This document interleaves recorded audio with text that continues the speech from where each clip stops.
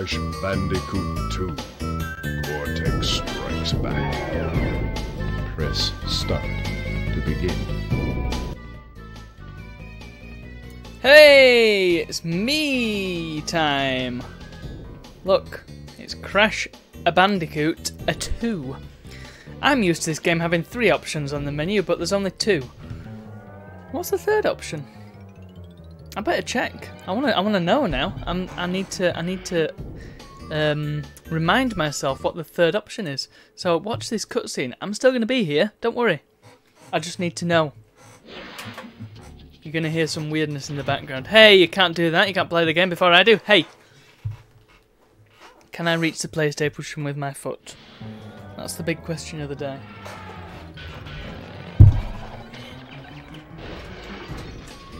Crash Bandicoot 2. Cortex Strikes Back. Okay, Start. the telly's on. Man, it looks so much better on the telly than it does on this screen. My god. So while that's loading, hey everybody, it's Crash 2 time. So last... Was it the week before last? It feels like it was ages ago when I completed and 100%ed Crash Bandicoot the first.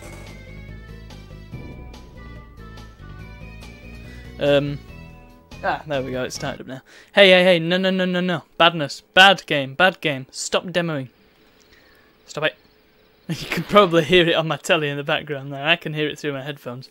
Yeah, 100%ed Crash Bandicoot the first, and now I'm going to endeavour to 100% Crash Bandicoot the second. Yes, we did have a brief respite, but we're back. It's Crash time. So what's the third option? Press start. Oh my god. I mean, if only I had an RGB cable to plug into my TV, then it would look just crisp. Yeah, it's language, I thought it would be. Right, I've got to turn the PS1 off now. Good grief.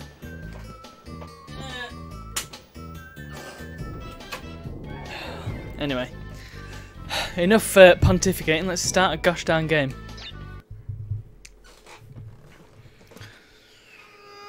Oh, can't talk over the cutscene. What's that? Just sitting back a bit.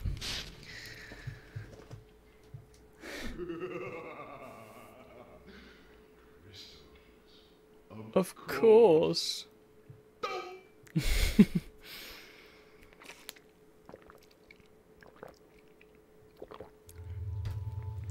Dr. Cortex, to reach full power, need not only your master crystal.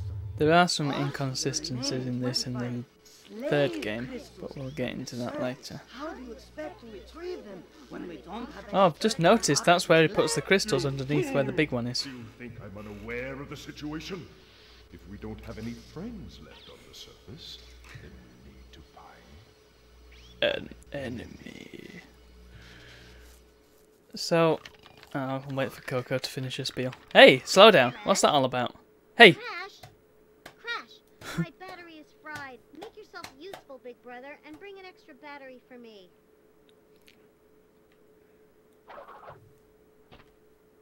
Okay, so here we are. So, the first thing you'll notice is that the animations are super smooth. Crash is a little bit more expressive, although he doesn't do his looking around thing, he does have this rather jolly little bouncy stance. Coco Bandicoot is introduced. She's got weird hair. I don't quite understand the hair in this. Is that supposed to be the light playing off her hair? I don't know. We get Coco Bandicoot. She's come out of nowhere. She just appears. She has a laptop for some reason. A laptop whose batteries are replaceable, no less. Idle animations. Also got a few more moves added to... Oh. Well, you can go over there, but there's not really much there. You can slide, you can jump higher.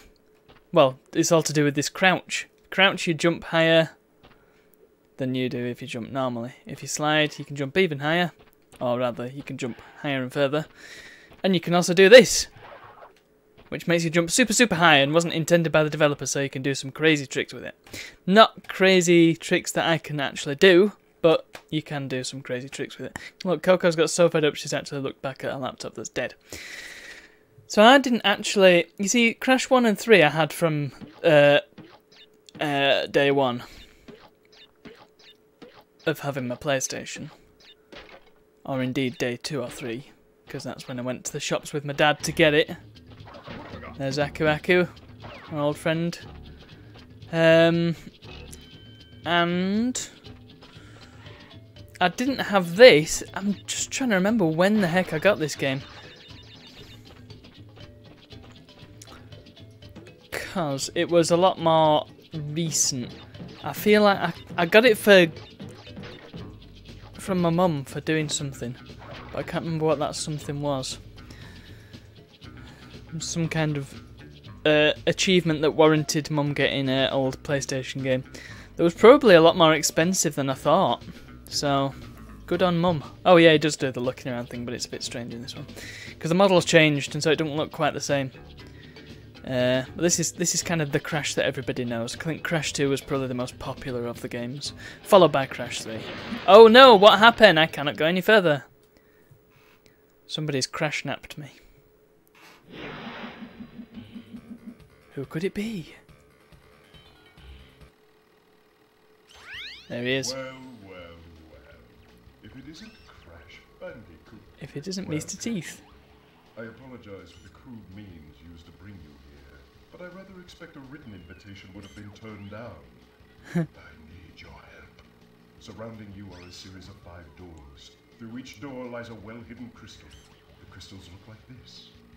Bring me the crystals, Crash. That is all I will say for now. Mm-hmm. We will speak again. Okay. And I should trust you, why? So, something that I want to mention at this juncture. In, man, it sounds good through my headphones. It sounds a lot better in stereo than it does in mono. I'll tell you that much. Yeah, something that I want to mention about Cortex is that I don't think they got his, voice work quite right in Insane Trilogy. You see, he's got a bit of, the way he talks there is kind of matter of fact. Like, for example, when he said the crystals look like this, it didn't. In this, he says the crystals look like this. He's just saying it how it is. In Insane though, he's like the crystals look like this. It's like a bit too over the top for what he's saying. But hey, that's just a minor complaint, I suppose. Let's head on over to the first level. And I'm going to go in order because I'm unoriginal and boring and I like to count. Here we go.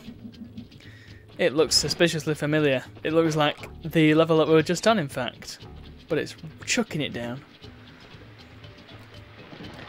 So yeah, you can kind of see that the setup is virtually the same as the first game, but for Crash being a bit more mobile. And I think that's perhaps the best sort of quality of life change they made. Unfortunately, it does miss some of the marks. I mean, I'm biased because the first one is my favourite of the games, so I'm obviously going to rate it higher. But, oh yeah, you've also got the belly flop, which is virtually useless. We'll get into why I don't think it's as good as the first, but I imagine for most people this will be better than the first. And in many ways it is. I mean, the mobility that you have, the movement, and the certainly the graphical quality has improved. They expand on the lore a little bit. Just a little bit, not too much. But the thing is, there are some inconsistencies and some stuff that doesn't feel like it should really be there. Again, probably just me. You see there, there you're supposed to go down and traverse the nitros because they're new to this game. Nitros that explode as soon as you touch them. But you can just skip it by doing the spin jump. Ah. Yeah, and here you've got to be very quick or else you won't be able to get them crates at the top. Oh yeah, there is also another weirdness. If you slide and spin, I don't think this was intended either, but it works. I'll do it when I'm somewhere a bit where there's not as many gaps. That was a nitro switch crate, by the way. Causes all nitros on the level to get blown up. I'm sure you worked that bit out.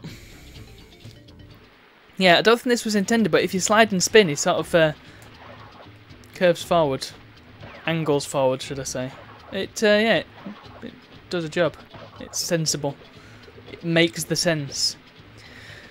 Also, there's a bit more rationale for stomping on tortoises in this game, because they are in fact genetically modified, as you can see. But by whom? Cortex, maybe. Such revelations will become apparent.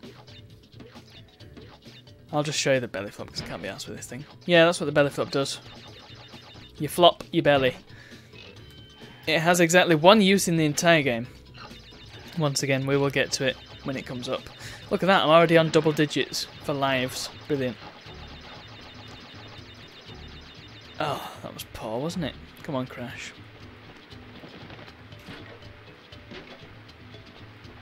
It seems a shame to just lose them Wumpa Fruit, but c'est la vie. Let's crash through this lot. Very satisfying. Nice, nice, nice. Oh, I can't actually get them fruit. Oh well. Look! Invincibility. Oh look, here's this bit that's really boring. I'm going to skip it. Oh no! Oh my goodness, that was hard. Why was that so hard? Oh.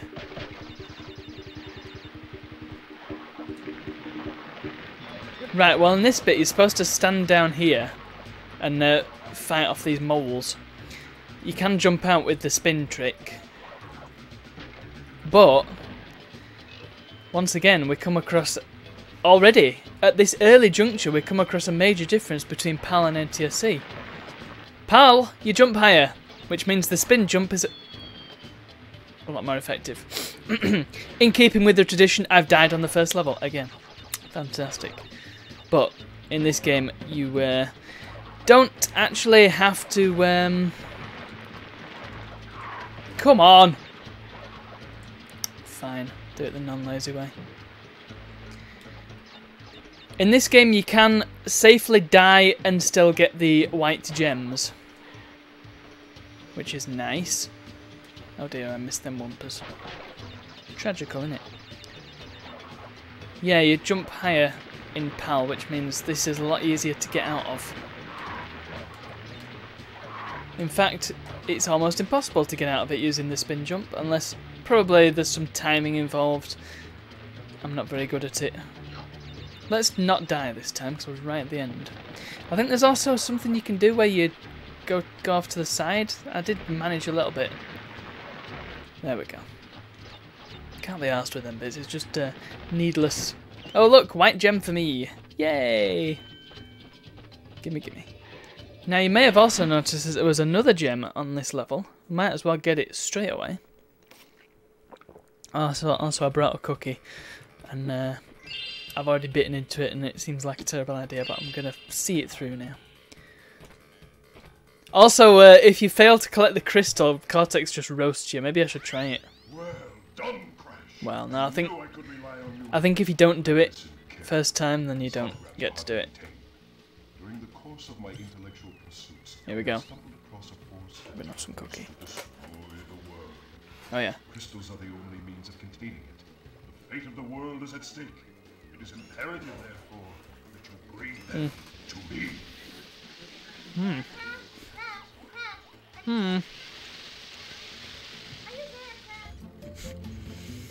So can they see from the holograms? Can they see things? Because they are looking directly at Crash, but they're not looking. I think they just happen to be looking at Crash. Although I suppose if Coco was saying, "Are you there, Crash?" she wouldn't be able to see him. So, how to get the blue gem? You got to be kind to the boxes, which means do the opposite of what you did to get the white gem. I only know this because a friend told me. I think I nearly got the mask as well. God. Yeah, I can't remember under what circumstances we were playing the game, but we were playing this game. He was watching me play it. I think it must have been. Oh, what will we have been using? It wasn't Discord because Discord wasn't out. It was probably Skype. Yeah. Right. There we go.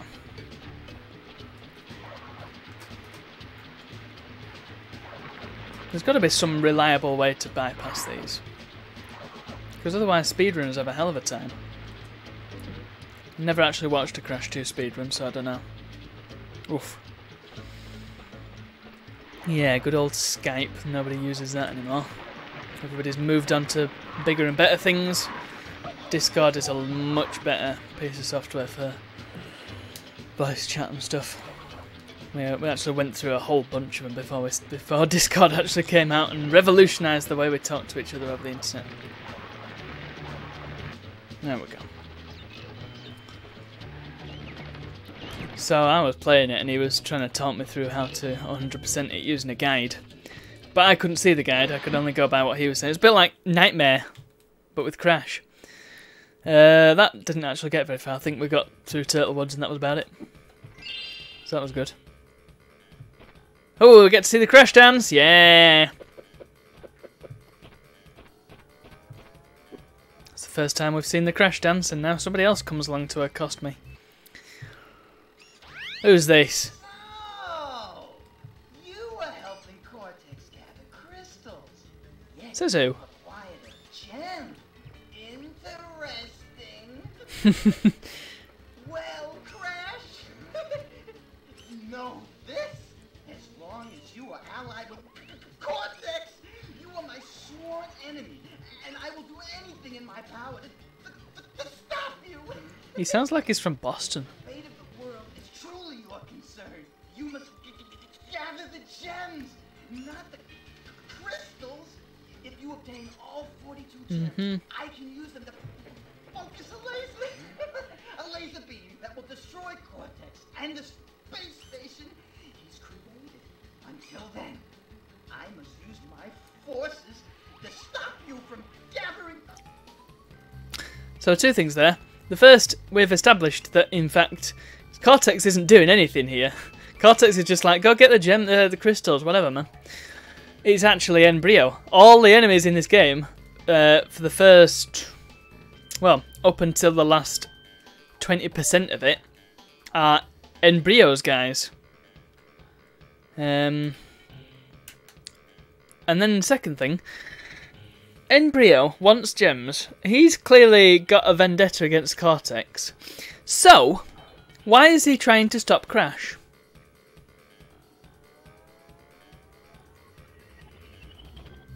Because, I mean, first of all, does he honestly think that Crash would help Cortex? I mean, at this stage, Crash has still got a brain cell. They didn't get rid of them until the mid-2000s. So, he knows what he's doing. He ain't dumb. I don't know. I should probably stop reading so deeply into it. It's Crash Bandicoot. It's not flipping. What's a game with a good story? I don't know. Uncharted. Let's call it Uncharted. Even though it is, well, let's say it's the precursor to Uncharted. It basically is, isn't it? Uncharted's a 3D platformer, right? Isn't that what it is? 3D platformer with lots of walking around looking at things. Lots of modern game design. Oh, and also, our first snow level. Oh, yes. And, yeah, Crash didn't actually have very many snow levels. For a 3D platformer, that's pretty poor. In fact, the first one didn't have a single snow level or any fire levels either, which is a...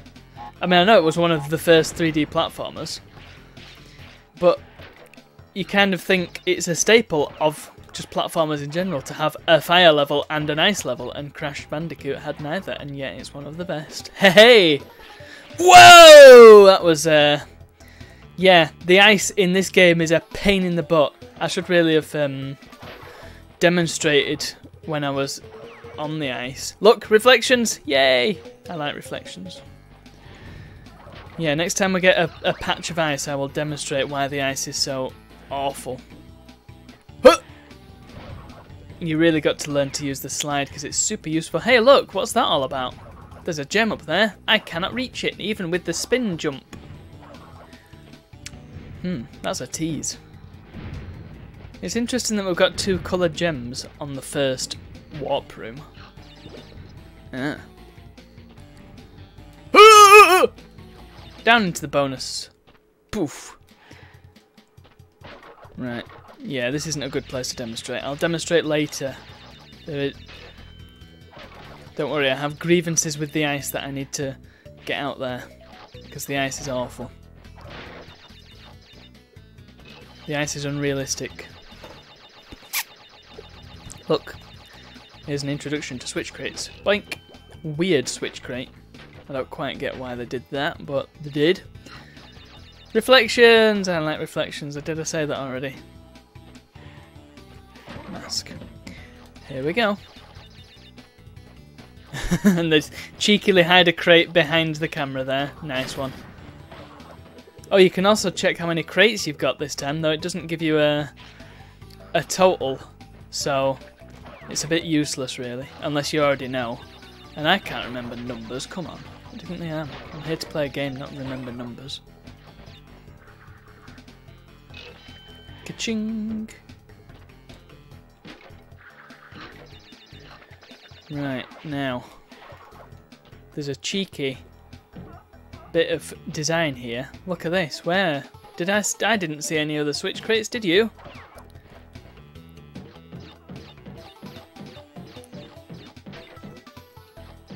In fact, oh, it was there!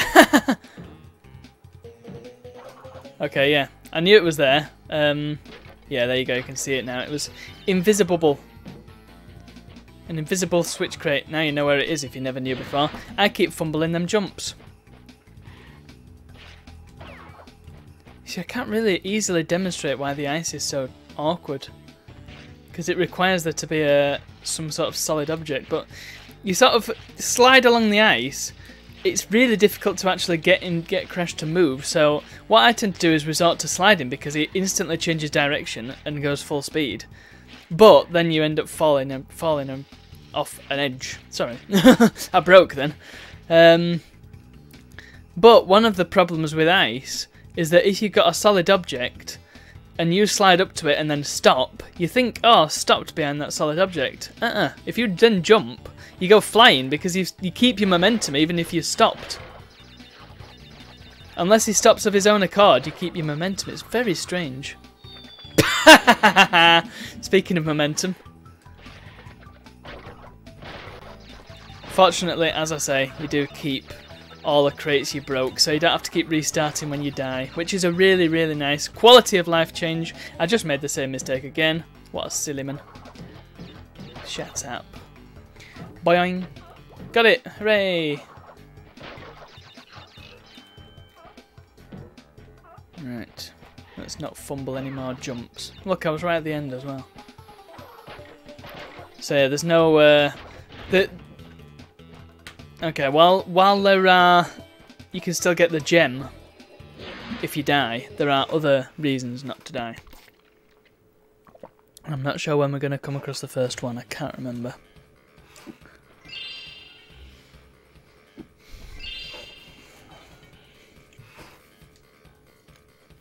Sorry, I just took another bite of cookie at the worst possible time. So there was Snow Go. I can't get the red gem because I couldn't reach it. So we'll have to leave that one for now. Hang 8. This is the sequel to Upstream. And it's got Surf Rock. And cheeky platformers that move. Oh my. Yeah. I was thinking to myself, there's probably a bit of input lag here because he jumped a lot later than I thought I did. And it's probably why these spin jumps aren't working as well as they should be.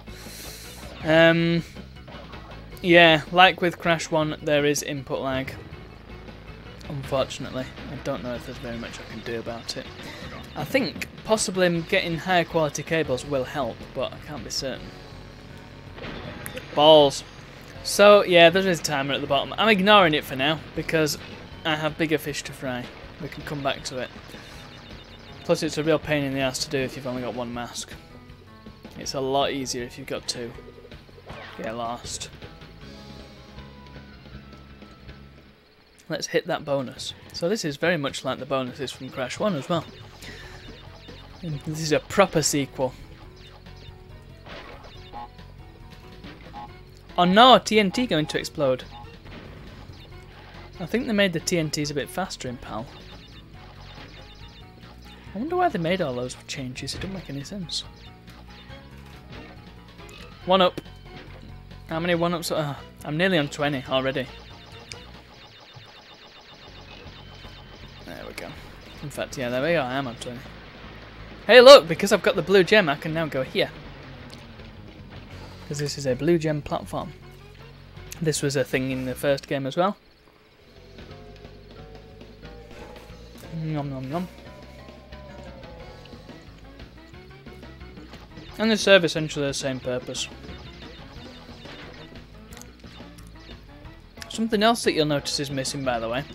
From all 3 of the levels that we've played thus far, you'll notice that the Torna and Cortex and Embryo tokens are missing.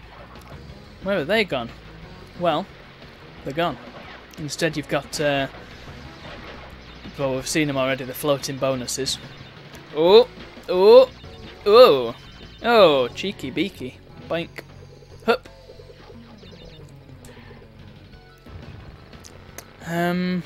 Yeah, we've got the bonuses that you can just go to without any piddling about. What the hell is the boost button? It's square, right? I always wanted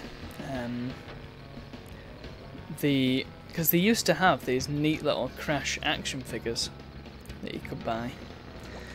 And by the time I got Crash 2, it was an eBay job. And they were all invariably in the States. But there was one of Crash with his wakeboard, and I thought that was super cool. Actually, must have been a bit before that, because the wakeboard was also in one of the Game Boy Advance games, but we'll get to them. Powie. There's some more crates in the kitty. Meow meow. And back to where we left off.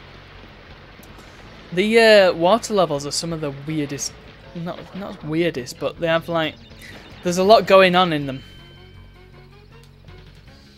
Like, they could just be any old level, but they've always got something going down.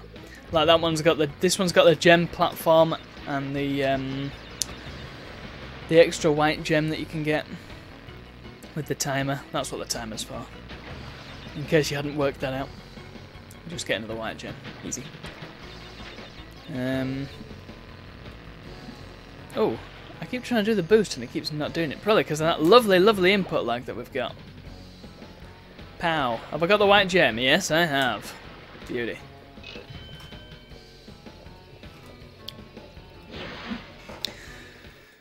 And then there's a later one with even more stuff going on. Again, we'll get to it.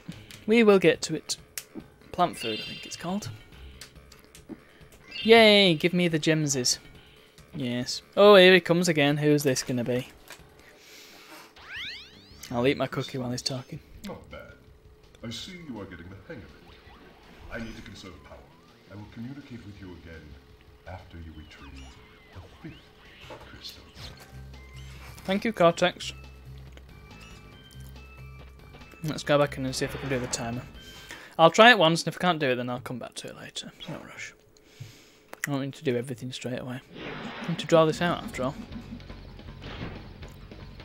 By the way, you can probably make... I think you can make it across that gap if you're on PAL, but I'm not going to risk it. Because, once again, I hate to keep blaming it, but that input lag is not good at all! It is really, really noticeable. So your best bet here, just to spam the boost, not spam it too much because you end up running into something. And having 2 masks, like I said, it really does help matters. It means you can get away with stuff and do it a little bit quicker. I don't like to hit that checkpoint because if you don't, then it means you get another go at it. If I recall correctly. Unless that's just an insane thing.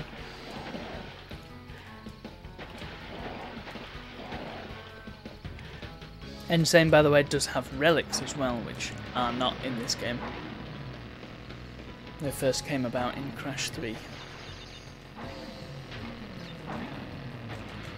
Come on, 8 seconds, 7, 6, 5, 4, 3, Ooh. If you don't quite make it, and I've done it before, if you don't quite make it, the gem just gets, like when you spin away a Wumpa fruit, that happens to the gem, it just goes pew and disappears. Well, I'm glad I got that first time. Yes. The pits. So this one's just an easy one, it's not got any fancy stuff. Do you know, I put some ice cubes in my water to cool it down a bit because it is hot in England at the moment. It was very hot yesterday. It was not as hot today, but still rather hot. Oh yeah, you're going to try it, are you? Nice one, mate. You and all. So I whacked some ice cubes in my water to see if I could get it to be a bit cooler.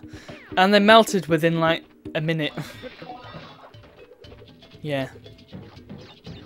I even put my water in the fridge and they still melted.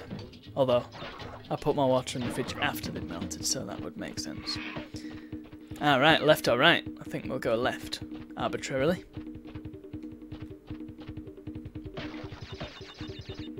And actually, probably the best idea to go this way first because armadillos are a bit easier to deal with. Boink! And in fact that was a good idea because look, there's a switch crate here. Probably needed that for the other path. Let's go all the way to the end of this because indeed the crystal is here. Maybe once I get to the end of this game I'll demonstrate what happens if you fail to get a crystal in the first level. Because you can indeed just walk past it without picking it up. Right, let's not try and traverse that right path backwards. Let's just take it easy. In fact, I'm going to turn the analog on for this. Hey! Oh! You see, I thought once you turn the analog on you couldn't use the D-pad, but it turns out you can. Oh. Yeah, I am using the D-pad, it's just so much easier. The analog stick on the PS2, it's not the best part of the controller, let's be honest. The analog stick on the PS2, in fact, well, I don't know, it's not worse than the Xbox 360 D-pad, is it? But it's pretty bad. It's just because this. It's because it's just a dome, whereas on modern controllers, I love the way he walks, by the way. He's got a bit more swagger in than same, which is quite nice. Yeah, on modern controllers, it's sort of got a divot for your thumb, which is a lot nicer to use. But these old DualShocks, I think even up until the DualShock 3 had this problem, whereas the 360 controller, in fact I think the Duke had already worked this out. It's got like a dome shape, and it's just not. It's not nice to use. Your thumb keeps slipping off. Oh, that was weird. Did you see that? Just disappear, or indeed appear right in front of your eyes. Ka-ching! Look, we're nearly on 30 lives. That's a silly, silly thing. Much like the first game, this game just doles out lives left and right, like it's going out of fashion. Okay, let's see if I can skip this a bit easierly. No. Oh, there we go. Huh. Oh, by the way, here's the only situation where belly flops are any good to you. Let's just, come on, get rid of this thing. So I can't break this crate. I cannot break it for the life in me. What do? That's what I do. Utterly, utterly pointless. It's just like, what other moves can we have in this game so we've got enough to please marketing? Ugh. Right, here we go. Let's skip this bit. Yes.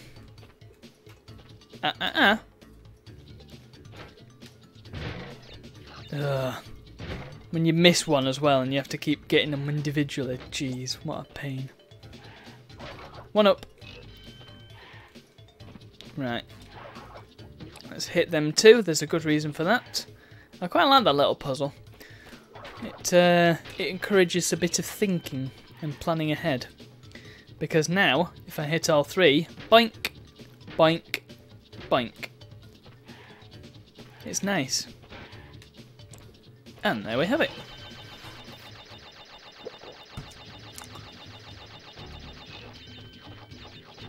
Yummy, yummy Wumpers. Right, it seems if you go in the corner it's a bit more effective. But not today. Let's just get rid of them.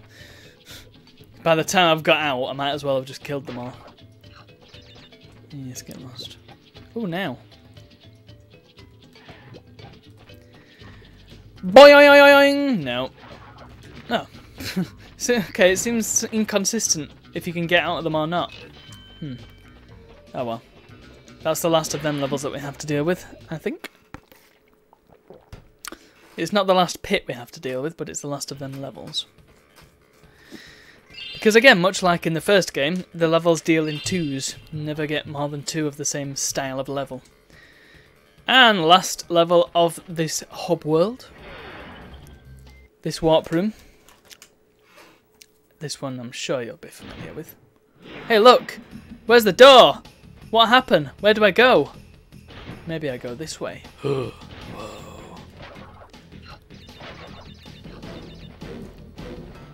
And this is some of the coolest music in the game. And here's something that there's something that happens in this level that they missed out of in Insane. Watch this. Okay, didn't happen. Brilliant. Watch it be a PAL only thing, which would make no sense. Then again, the other changes in PAL make no sense, like the increased jump height. And I think he runs at the same speed in this. Thankfully, it's at least that's consistent. Right, well, what's supposed to happen, or at least what I'm thinking should be happening, is supposed to go flying forward when the boulder hits.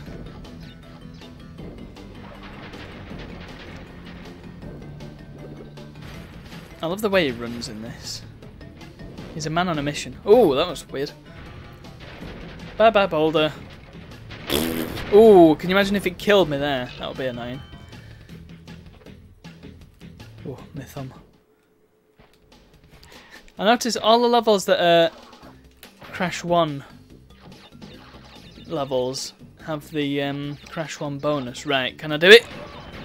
Too early. Ah, here's another change from the first one. Check this out. Hey, if you fail a bonus, you can do it again. Because that's... I mean, I'm not really certain what's bonus about it, you know what I mean? Hooray! I did it that time. You got to adjust for input lag, much like adjusting for inflation. 2, 3, 4, 5, 6, 7, 8, 9, 10. 1, 2, 3, 4, 5, 6, 7, 8, 9, 10. 1, 2, 3, 4, 5, 6, 7, 8, 9, 10. 1, 1, 2, 3, 4, 5, 6, 7, 8, 9, 10. Boing! Look at them fruit just left hanging in the air like that. That's ridiculous. So brilliantly, a burp started brewing while I was doing that. So that was awkward. Oh look, we get introduced to the speedy things. Again, weirdness. I think they just wanted to keep trying different things. Not that I complain, it's fun. The mines are perhaps the only hazard in these games that doesn't kill you. Even though them being landmines, you'd think they would be quite deadly, but no, they just slow you down. Which is a bit strange considering how fragile Crash is normally. Oi! Wonder who put them electric things there then. Oh, give me the 1-up. Can't live without my 1-ups. Ugh! Again, it didn't even happen there, and usually, if it's not happened anywhere else, it usually happens at the end where it goes flying forwards when you finish this level. That's our 5th crystal. Now we're going to get a spiel from Cortex, and I shall finish my cookie.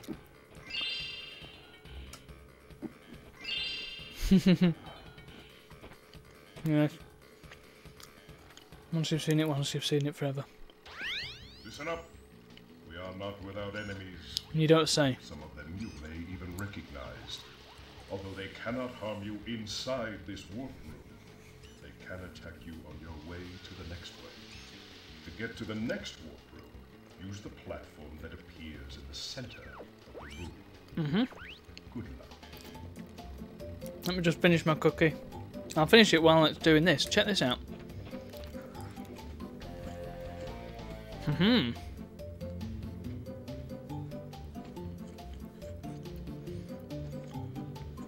So,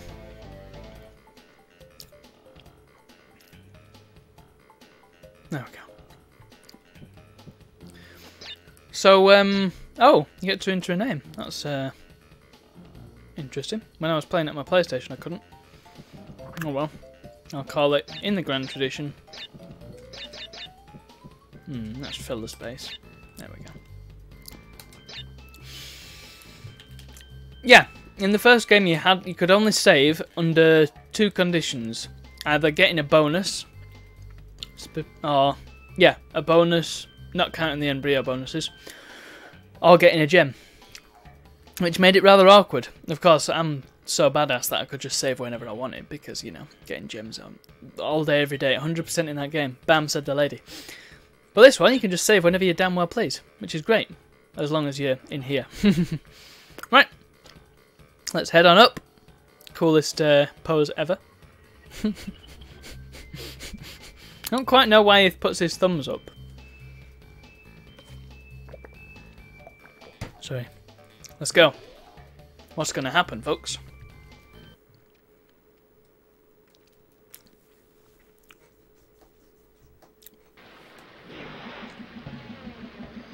Hooray! It's my mate. Ugh! Look, it's not my fault you decided to have your desk right next to a waterfall. He's got a thing for waterfalls, hasn't he?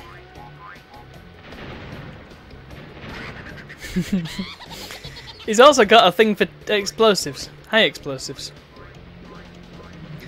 So this boss fight is a lot easier and, I don't know. It feels a lot quicker than it did in the first one because you had to do a lot of waiting around in the first one.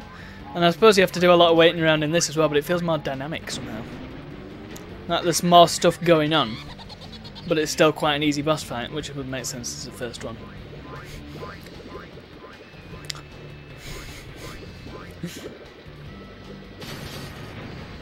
Also, you get flung back when you spin him, so you really got to be careful. And that was probably just to make it harder, maybe. Right, this one's tricky because you've got to be. The one he's sat on doesn't explode first. It's the first one that he plants. It's the first one to go off. But with the nitros, it's the opposite, and of course you can't touch the nitros. Well, I stood in the entirely wrong place there. I think you just kind of stand completely still on this first one. Yeah. Okay, maybe not. Ooh, my hand was off the controller then. Can you fall into the water? I think you can actually. You can't fall into it this way. Oh no, maybe not actually. No, you can in the first one. That's just a cheeky tactic. I'm gonna die!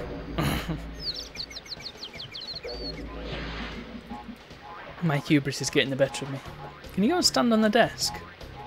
That would be a sensible place to stand, would it not? What an idiot. Also, why doesn't he have the normal exploding death? Why does he just turn into a ghost? I love how he looks down as well, like, oh crap.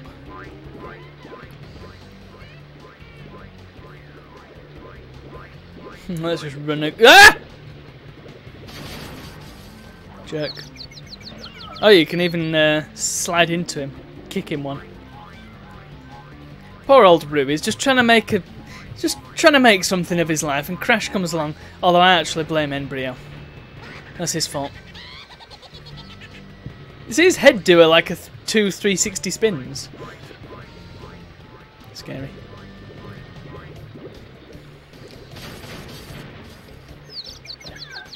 Ugh! Yeah, look at all these lovely books that he's bought. He's gone out and got some books. He's trying to improve himself. Old Dr. Rue. Dr. Rue that they actually got the colours wrong for in nitro fueled. Don't know if you noticed, but right. There we go, I did it.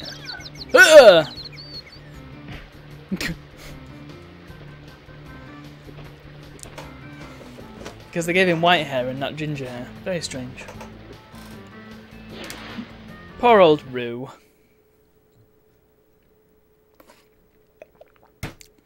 Here we go. But there's so much snow in this game, they've got a whole snow warp room.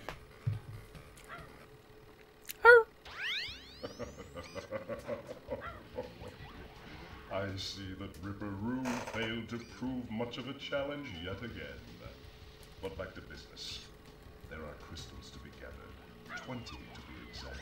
20. Planets will align shortly, all 13 of them. 13 of them. Power great enough to rip the Earth apart. I love how. Only utilized, Now let me however, finish. the crystals can absorb and contain the energy. Oh. Crash, is that you? I've been looking everywhere. I don't have much time to tell you this. You have to be careful. Trusting Cortex seems a little unwise. Crash, I can't keep the data path open for a second. Crash, you Need to what? Also, how the hell is she doing that? Her batteries are still shot. Did she go and get some more herself? Did she get off her lazy ass? What was I going to say? Oh yeah, I love how that's never explained or alluded to again. Just all 13 of them, it's like dropped in there. I love that. Because you just know that in some other game they'd be like, all 13 of them. Yes, 13, you heard me right. There's definitely 13 of them. Don't you know? Yeah. Anyway, check this out. The meanest Easter egg ever.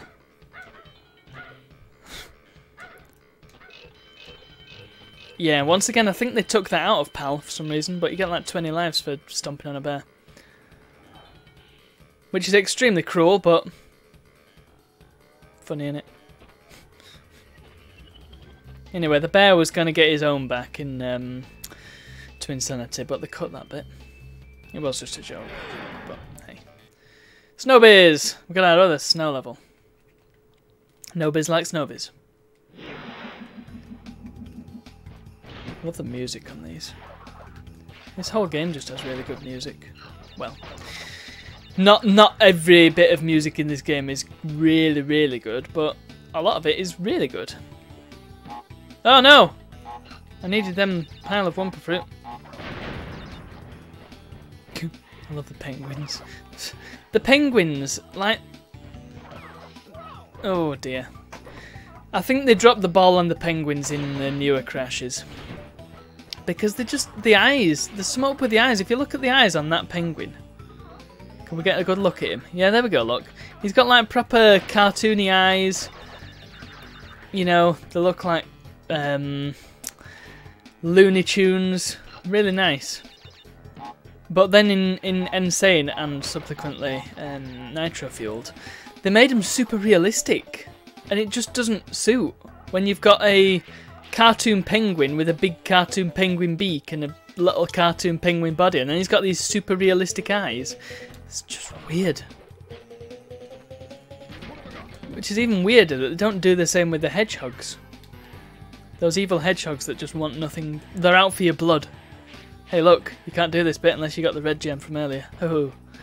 So there goes my hopes of getting the the white gem. Oh. Well, I have no idea what happened there. That was weird. Yeah, them hedgehogs. Pain in the butt. Oh, okay, I tried to slide there. Input lag strikes back, I think. That's what it felt like anyway. Yeah. Way! Whoa! Wow. Even touching an icicle on its side will kill you dead. Yeah, you've really got to wait for them icicles. If you're very quick, you can get underneath them, but you've got to be really quick, and I'm not really quick.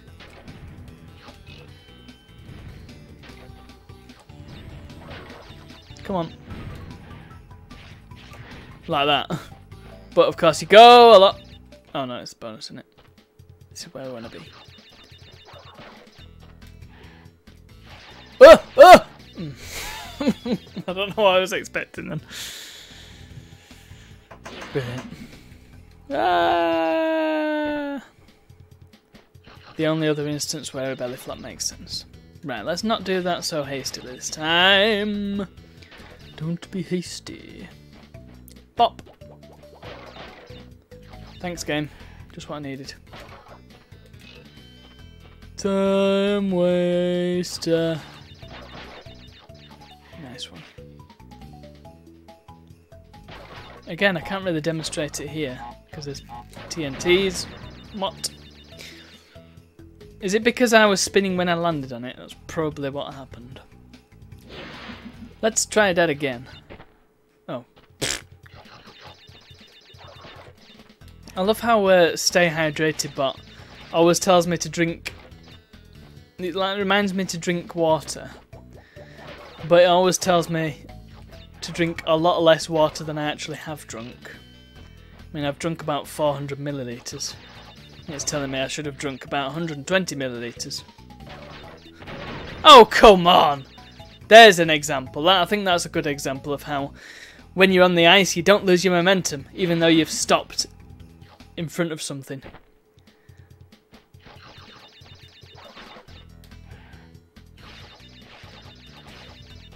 Let's right, I want to see if I can be quick enough to hit them. Yeah, kind of.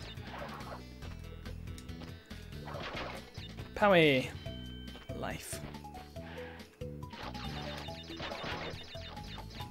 I don't really understand the point of the bonuses. I mean, I know it's a way to get more stuff in the level, but I don't know.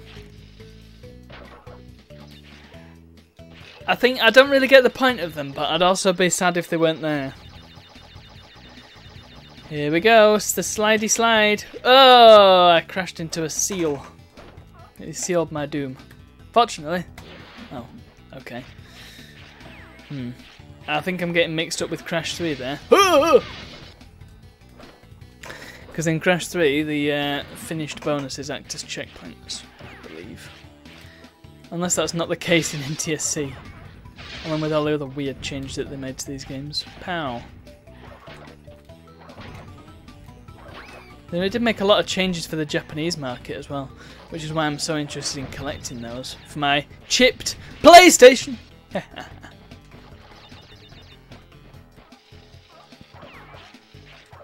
I did do a video, and there's nothing hidden behind the camera this time. I did a little video on my discovery that my PlayStation is chipped. It is on my YouTube channel. Look at the reflections, everything's reflected and it's all nice. Get rid of that. Come on. Oh, I thought I was hitting something, but it's actually the geometry of the level I'm hitting. Ooh.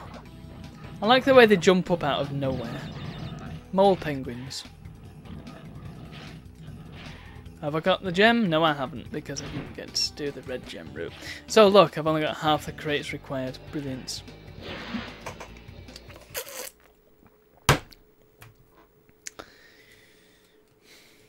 But I got the power crystal. So, there we are. Air crash! You know I said nothing's ever seen more than twice. I apologise, I was wrong. There's actually 3 snow levels, and 3 of these levels as well. Get lost, mate.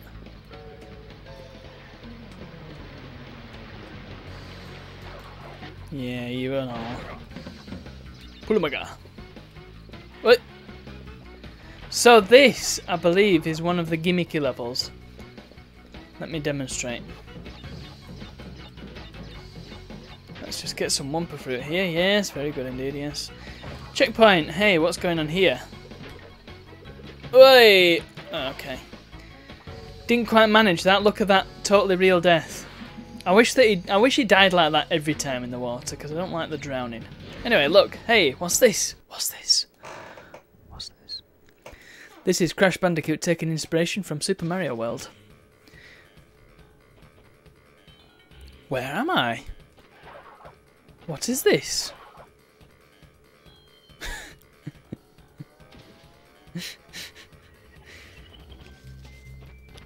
furthermore, what's this little island? Is this the second island from the... Must be. Yeah, it is actually, because look, there's upstream, right in front, and then on the other side there's where Koala Kong was. That's neat.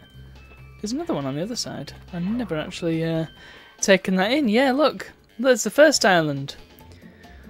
Which means... Where the heck are we? We must be on the third island. Look. Yeah, totally. There's the Great Gate. Oh man, I've never noticed that before. I've never known that there were islands there, but I never sort of looked at them properly. But oh yeah, that's a really nice little touch, that. What a great thing to see. How lovely. Anyway, that red gem earlier.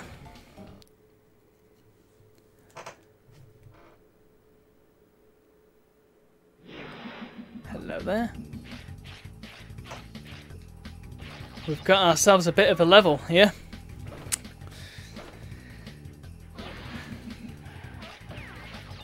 Oh, hedgehogs. Hey! Oh, the penguins have obviously played Crash 1.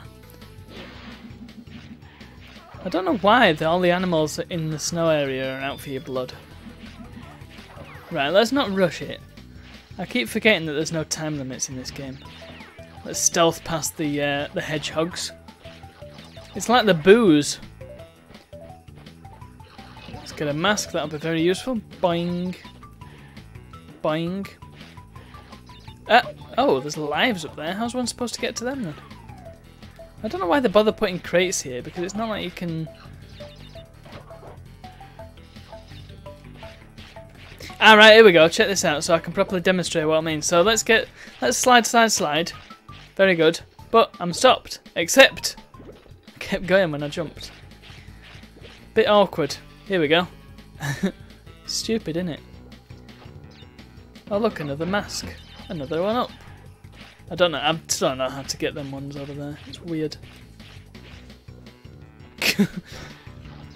Damn Crash physics. But it's not like there aren't enough one-ups to go around. I mean, come on. Ah! Another mask. I'm sure there aren't. Ah! Oh well. Oh, balls. Fantastic.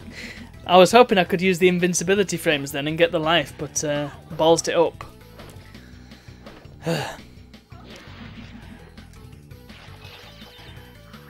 Maybe I just don't worry about the crates. Because I've already got the gem for Snow Go, haven't I? So these clearly don't count towards it. Alright, I've got a mask to start with because I've died so much because I suck at this game. Whoa, Nelly! That was exciting. Let's see if I can keep hold of the mask and get 3 so I can just slam my way through.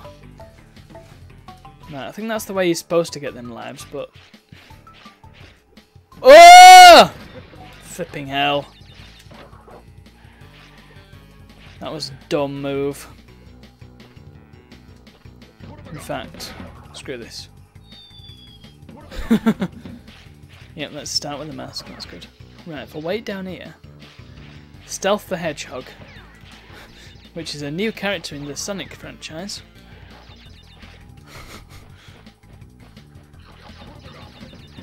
That reminds me, there's a... I don't think this is canon to the games, but I remember seeing a thing where... There we go! 2 one-ups for moi. Right, let's spin the penguin. There's a thing in the Sonic comics where Sonic starts life as a normal hedgehog and then he goes through an experiment. Oh, come on, don't do this to me. What am I doing? There's another mask to be got, isn't there? I love how the Wumpa explode when you get them with the mask. Right, let's wait around here. Yeah, Sonic started life as a normal hedgehog. Brown. You know, just like a hedgehoggy hedgehog. and there was something like he went through an experiment of some kind, and he turned blue, and he turned super fast, and his quills fused together. Haha, penguin. Haha, Stealth the Hedgehog. Have at ye. Let's do all that again, but with style and without death. Yeah, that sounds like an excuse plot to me. But it's kind of weird seeing this character with Sonic's face, but like brown body and just like normal. Well, normal in terms of him being a cartoon hedgehog.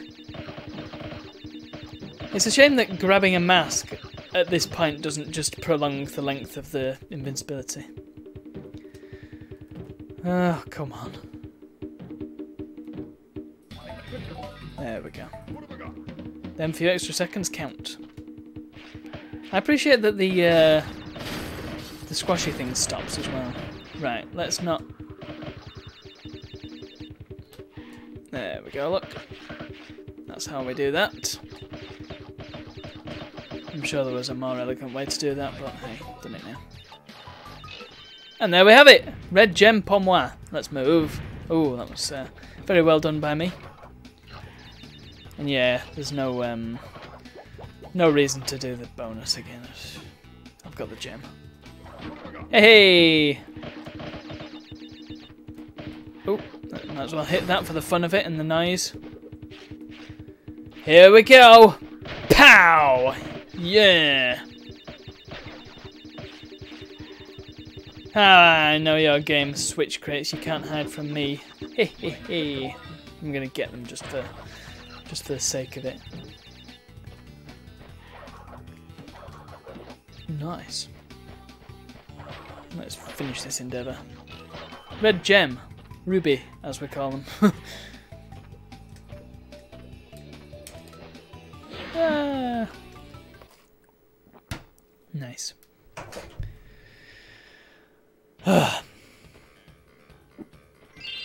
So there we go, that's first warp room. Clear, isn't it? Totally clear. Like I said, there's no relics in this, so I don't need to worry about them.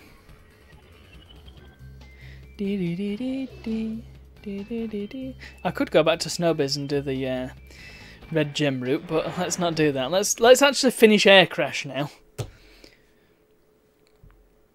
Is this feeling like one of them Led Zeppelin live moments where they'd start playing a song and then go into a different song and then go into another different song and then go into another different song and then come back out of that? It's like Songception with Led Zeppelin.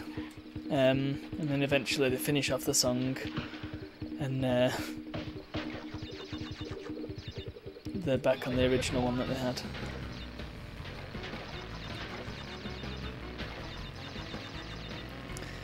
Jethro Tull did that as well quite a lot with Aqualung. They'd start with Aqualung and then go into flipping old English folk tunes.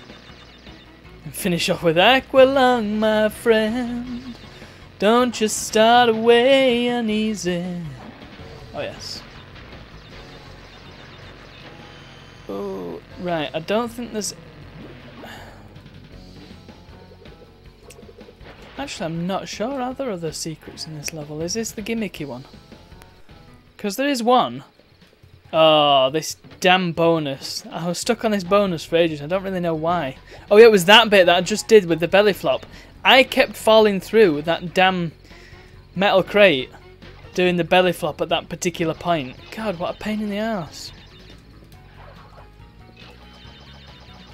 I was trying to be all fancy about it, but not happening. Oh, look at this cheeky thing here. Yeah, rip. Oh, fudge. It's fine. Come on, hippo. Can't stay under there forever. Who needs 4 now when you've got the crash dance? Done the bonus. Yes, very good. Pow. This is horrible because changing your direction in mid-air in Crash is not the easiest of feats. Of course, it's not as difficult as it is in Ghouls and Ghosts. But it is rather tricky. So here we go. Yes, this is the gimmicky level because it's not only got a secret exit, but it's got one of these. This, friends, which I cannot access now, is called a death route. So they were nice to casual players and said, right, if you want to get the gems, that's fine by me. Get 100% of the crates, jobs are good, and you can get the white gems, easy peasy. But if you want them all, you still gotta go through all the levels and not die. Well, yeah, I just balls that up because look, there's crates there. Oh no! But you'd need to do the death route if you want the white gem on this level, I believe, anyway. So yeah, I need to stock up on masks. And then you get crap like that. Come on, Crash. Yeah, look. Let's go and gather them, why not? One up.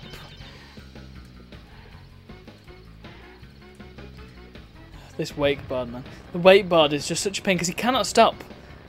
You can't stop, and it's also really difficult to control because if you change direction, like do 180 degrees, you have to account for the wide berth that the wakeboard has, as opposed to Crash just changing direction and rotating about the spot. Yeah, whatever. The wakeboard does this whole rotate around business, and you have to account for that and make sure you don't accidentally run into a nitro.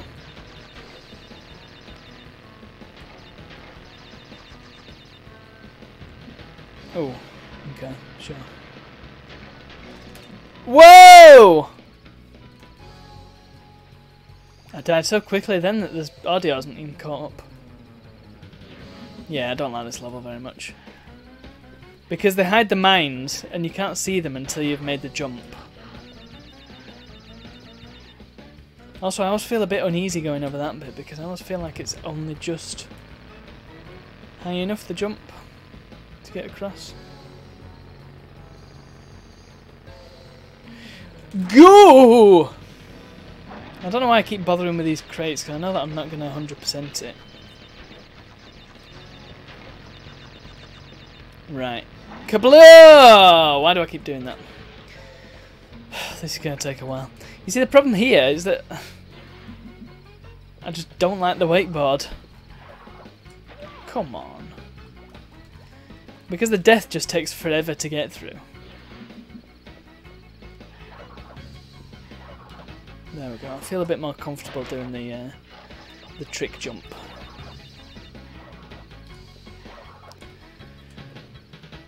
Come on, wakeboard. It's too hot for this. Ah, that's how you stop in place on the wakeboard. Hey. Oh. Come on. There we go. Oh! Nice. Right. Oh, yes, now. Good. So, you don't have to do the entire level without dying. But look, yeah, that's way off, isn't it? But you need to do the first half of it without dying. Of course, the second half of it is the hardest bit, so probably doable.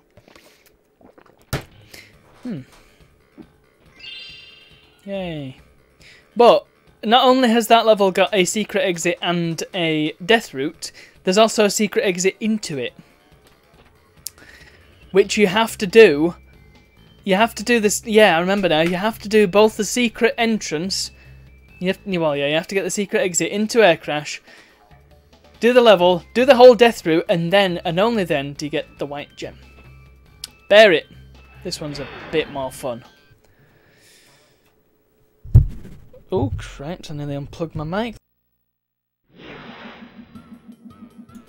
Okay, where are we? So what's this now? Hey, you remember Hog Ride, don't you? Hog Wild, rather. This is like that, but with a bear. A bear with strangely uniform footprints, you'll notice. Yeah, I think it's R1 to speed up. So this bear is a lot more manoeuvrable than the hog was, but that's not saying much. because you've got all this ice to contend with now, as well as other. I mean, yeah, it does feel a lot easier. It feels a lot more smooth than the hog level did. Oh yeah, you've also got TNTs that go off before you even get anywhere near them. Yeah. If you sprint, you get a much higher jump, which can be used to avoid big obstacles at the risk of losing control.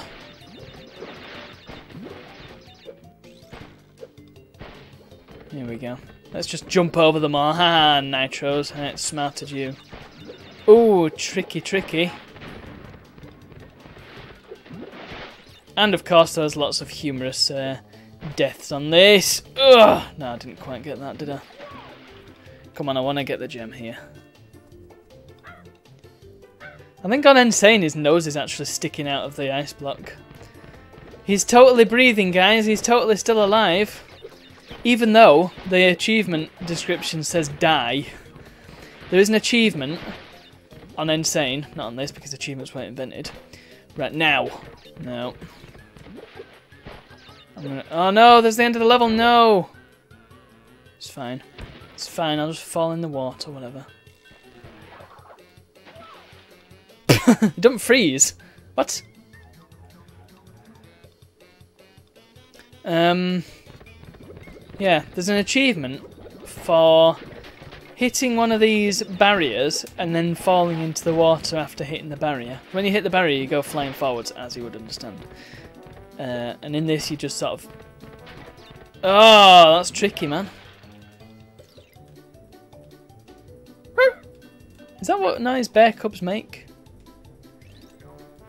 Yeah, you've got to just nick the edge of that crate so you break it, but you've got enough room to get the other one. It's very tight. Oh, come on. Input lag strikes again. Because I don't know what else to blame it on. I suck at games. Okay, here we go. Whee!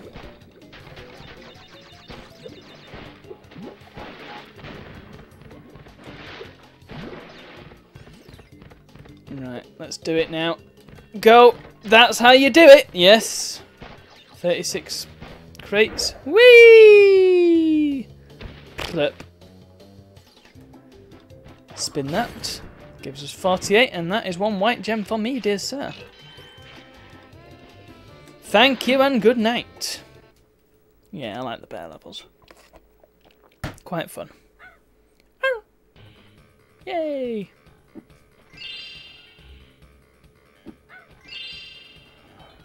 It's a shame there's no bridge levels where the enemies are all bears.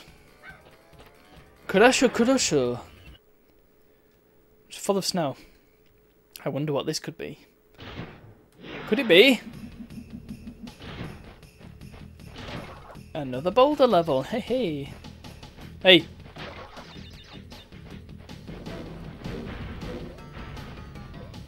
Here's the weird landmines again. I love the music on these levels. They were great in the first one, they're great in the second one. Ah! Ooh, that was good. Checkpoint. Oh, this is where it gets tricky. You've got these electric barriers to deal with. You've got to slide beneath. Right. And you've also got a little bit of a branching path here. Which is a bit tricky, because check this out. You slide under one, easy peasy. Slide under the other, and then you're going to jump. It took me forever to do that last time I did it. I've done this time, first time. Oh well, jobs are good. You don't have to go back either. You get dropped off by the helpful platform.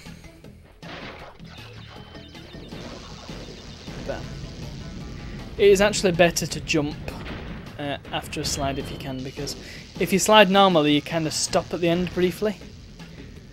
But if you jump, then you just keep going. You keep the momentum. So it is better to jump, but of course it's also better to jump when you know what's ahead of you. You don't end up just jumping into a pit.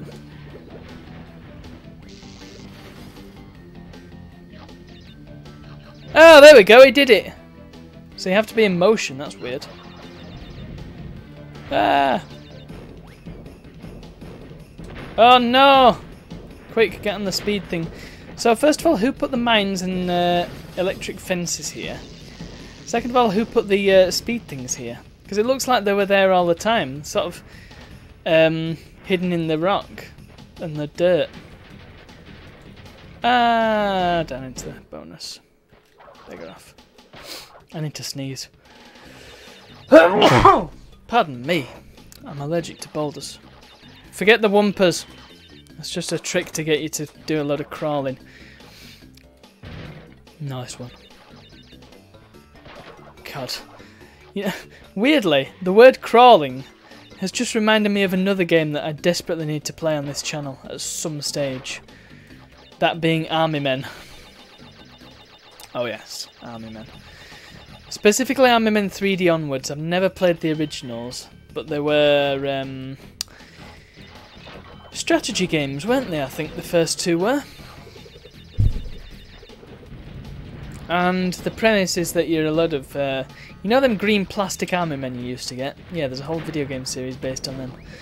And oh boy, they tried so very hard, and you can tell there's a lot of effort that's gone into them, but boy oh boy are they crap. Oh, come on game, don't do this to me, would you? Run! There's not enough room, just squash. Come on, we need to get them all. Come hell or high water, I'm getting them all. I can do this. I would like to know if the boulder will destroy that iron crate for me, because that's stress I can do without.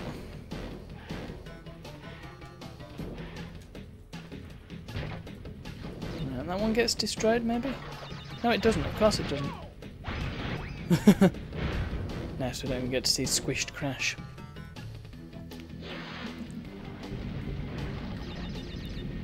Yeah, something about PlayStation polygons, they look a bit strange when they get squashed flat.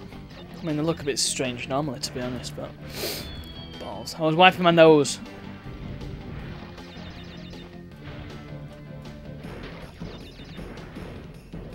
Come on.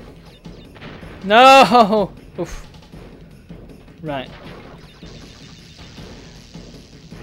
There we go, there we go. There we go. Let's get some distance. Destroy that.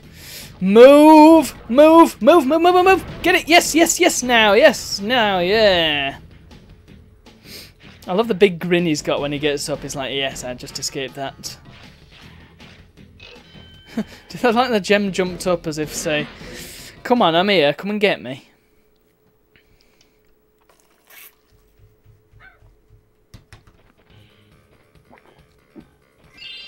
Nice one.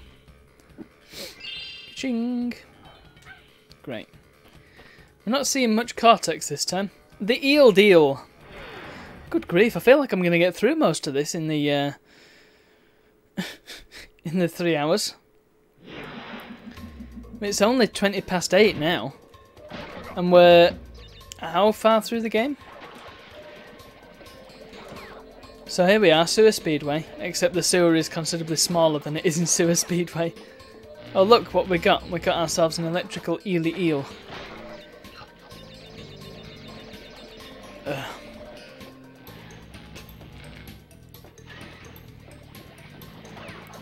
Oh, come on.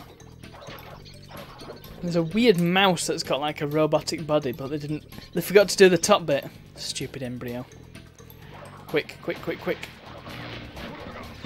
Right, now it's very easy on this level to actually miss the crystal. Because if you go one way, and I'm pretty sure if you go right straight away, you just walk straight past the crystal because... Actually, crap. Crap, crap, crap, which way do you go? Actually, I think I might have ballsed it already. Oh, boy, that was close call. Ah, no. It comes later. There is the thing here that you can walk straight past. In fact, you might not know it's here. Guess where the secret is, everybody? Is it, in fact, behind this wall? Indeed it is, sir. I can't remember what's back here. Might just be another coloured gem. I don't know. Ah, that was a mistake. We got to see Crash's lovely Grundies though. If I could buy Grundies like that in real life, I totally would. Oh, wait, whoa. Powie. Green gem, that's what's here. And you got to make your way all the way back now. Up-a-dum-ba-doo. Rumpy-dumpy-dump, that was poor. Oh, the signal even dropped out then. I thought that was part of the game. Nuh-uh. Right, careful. Ah! Ooh, nice one. This is like Crash 2's version of Toxic Waste, isn't it? Look at the little face. And then we're going to traverse our way back through the Nitro room. Hup. Oof. There we go. I am now out of masks. This could be a problem. Hehehe. Now I can go down into the bonus. And hope I don't die between now and the next checkpoint, because my god, I don't fancy doing all that crap again. Here we go, belly flop time, bam! Only actually got one line of crates, great. Did I ever finish Jazz 2 on stream? Don't think I ever did I? I've just for some reason I've just been like reminded for no particularly good reason that I've still got to finish Jazz 2. Which is cool because there's actually an open source Jazz 2 re-implementation that's been released recently. I don't know how long it's been worked on, but yeah, it seems pretty good. Of course, it also doesn't do scaling very well, but you tend to find that with these open source things. I remember there was one for Jazz 1, there was Open Jazz 1, but the jumping was just wrong in that. The physics were off. And I talked about Jazz in Jazz 1 being very short-sighted. Well, in Open Jazz 1 is far too long-sighted. It's kind of the opposite problem. Oh, okay. Oh, right, come on. I want to try and hit the mouse. Okay, never mind. I was trying to hit the mouse with a cleaner. Oh, unbelievable. Oh. Were there any crates through there? You know what? We'll worry about the white gem later. I don't think there were any crates there to speak of. But we'll get them all just in case. Oh, really now? There's no splash damage on the belly flop. That's something that they added in 3. But we'll get to that. Stop comparing the games. Done that enough already. I remember I did that quite a lot in the, when I first played these games on the YouTube channel in 2014. In fact, I must compare this to that. Because I did it with the when I was playing the first one, and man, it was disappointing. My lack of effort in 2013, I was like, am I going to get all the crates? Oh, my heck. Didn't even try. Of course, I didn't know the trick back then, and now I know the trick for doing Insanity Beach. With all the crates. Which I revealed in my stream. If you didn't watch it, there's a VOD somewhere. Hey! That's how you do it. First time. Did I just nick the end of that flipping toxic waste barrel? The mouse. The mice just cause a lot of problems for me. Because you've got to jump on them, but you've got this tiny little space. It's not exactly the most spacious sewer. I know it's still an absurdly spacious sewer, but it's not as absurdly spacious as it could be. Like, Sewer Speedway is absurd. It's like... Sewer Speedway is like this level if Crash was the size of a toy. In fact, if Crash was the size of one of the Crash Bandicoot toys. Action figures. Right, don't fall down the hole if you want the gem. By the way, if you play this game and you get the green gem, you might be tempted to run into all these things and see if there's a secret behind them. Nope, just that one. Anything back here? No, but we get to see Crash's dopey expression. Right, I'm going to break these crates first. Here's a new feature, hanging. I will talk about the physics of hanging just as soon as well, I'll hit this first, and then. So hanging then. You can hang. Crash looks a bit uneasy when he hangs. You can do pull-ups.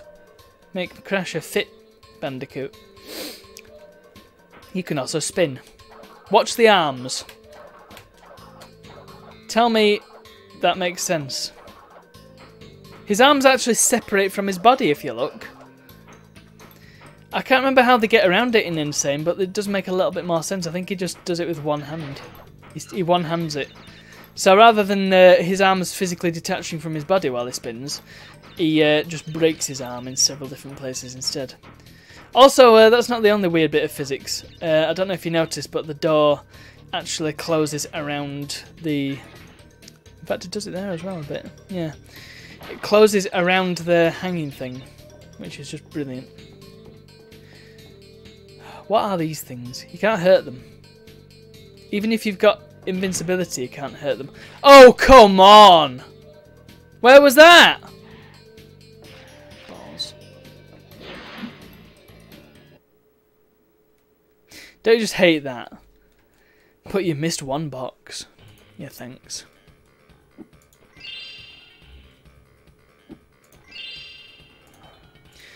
Right. Yes, we've seen the crash dance. Hey, what's going on? We've got 10 crystals now. 10 of 25 crystals. You're on your way.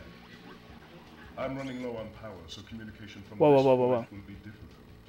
Again, be wary of the pathways between warp rooms. Remember, I'm counting on you. Okay, bit of a discussion about that little bit of dialogue.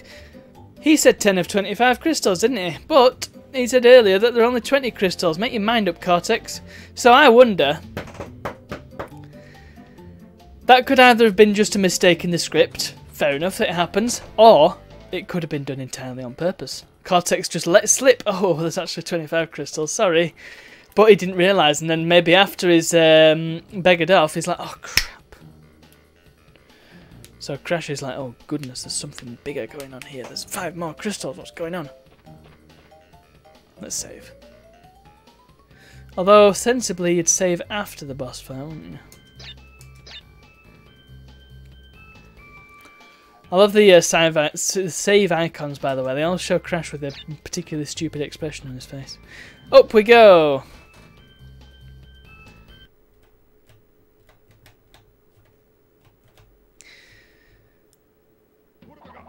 Hey look, here's 2 characters that we barely see again.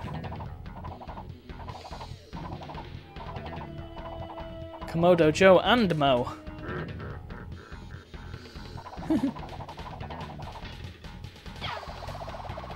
Who have a rather unconventional way of attacking.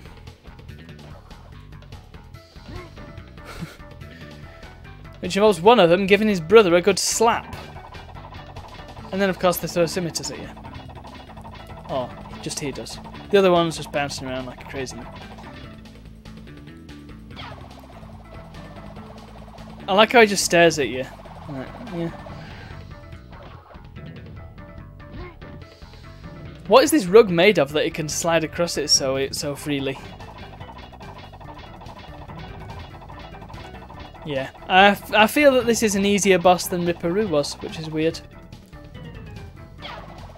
It doesn't even hit him with the sword, he just slap him, doesn't he?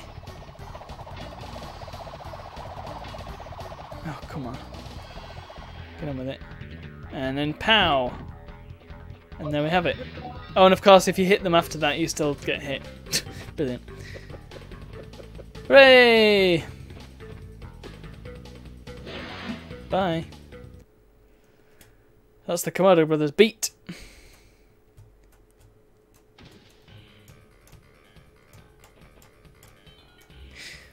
Another cutscene. Hooray! Who's this going to be? Cortex. Good show, Crash. The Komodo brothers obviously lacked your medal. But now is not the time to get cocky. There are still many crystals to obtain. Remember, the world is counting on you. Very good, Cortex. Well, let's press on, shall we? Can you imagine if 100% of this whole game in less than 3 hours?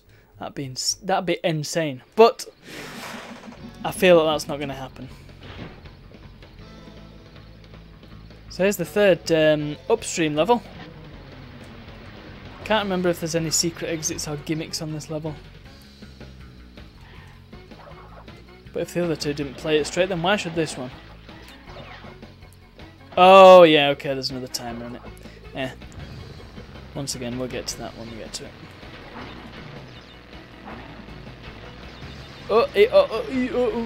Wait, no you don't, no you don't. Once again, easier with 2 masks if you're rushing through it. Wait, no, no, no.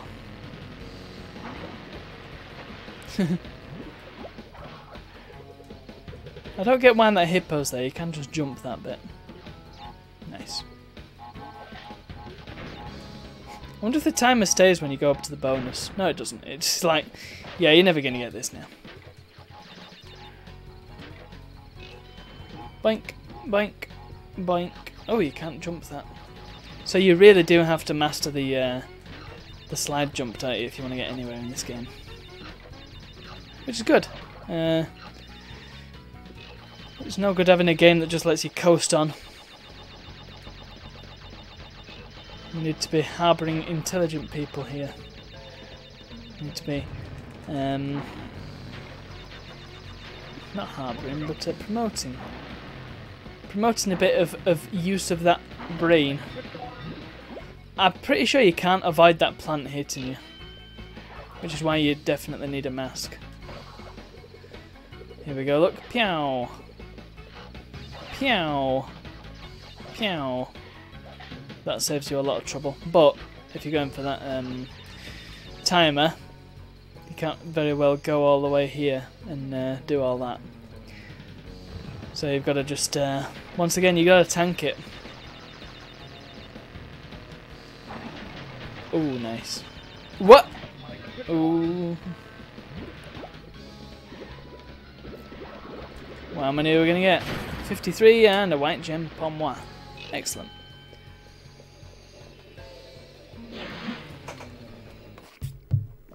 I really wish I had like an ice machine or something. I know they're expensive and probably not terribly power efficient, but it's ice, isn't it? Continue. Sewer or later. I can't remember what the deal is with this one. Maybe it's a death route. I feel like it is a death route actually. I have to say I'm not terribly fond of the sewer levels. The main bit's alright, but when you get to the hanging around bit, it just gets a bit tedious. Die. Also, a little thing to know, if you're looking to 100% this game, and you come across a crate like I just did, and you're thinking, well, hey, I don't especially fancy my chances getting rid of that thing, I'll just let the Nitro Switch crate do its job. Actually, the Nitro Switch crate doesn't actually detonate the nitros. All it does is just remove them from the level. Ah, that's the gimmick with this level. You need the yellow gem. Okay.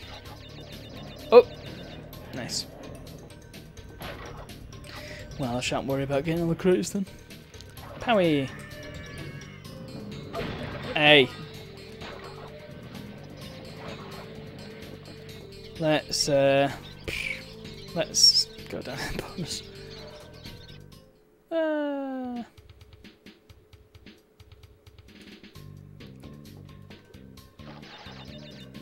Okay, game, I will slide under your massive blocks of steel crates.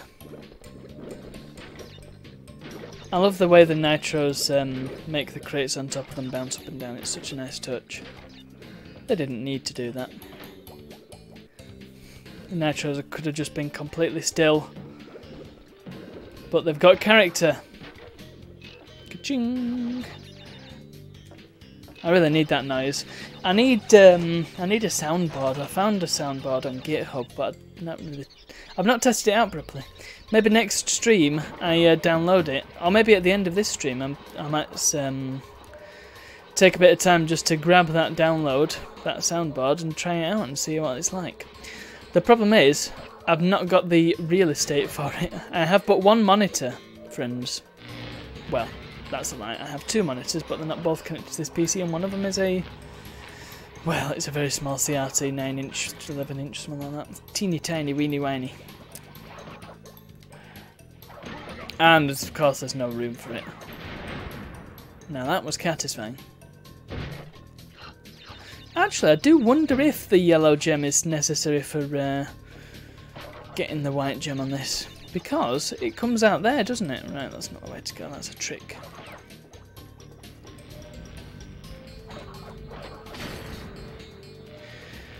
Yeah, the yellow gem comes out there, which means if you took that path and it came out there, you'd miss a load of crates anyway.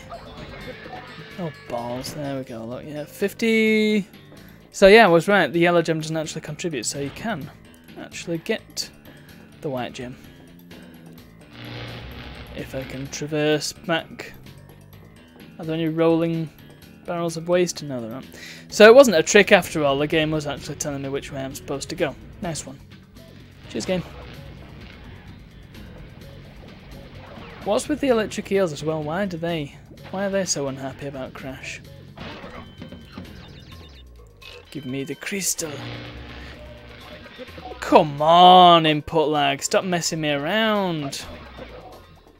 I really must make a demonstration video of what the input lag is like on this compared to on my Philips Hotel TV.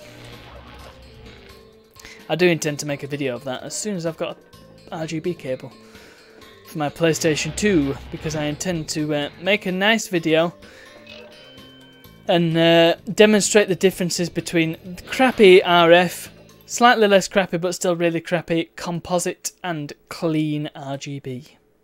When I say clean, I mean the real stuff. Clean.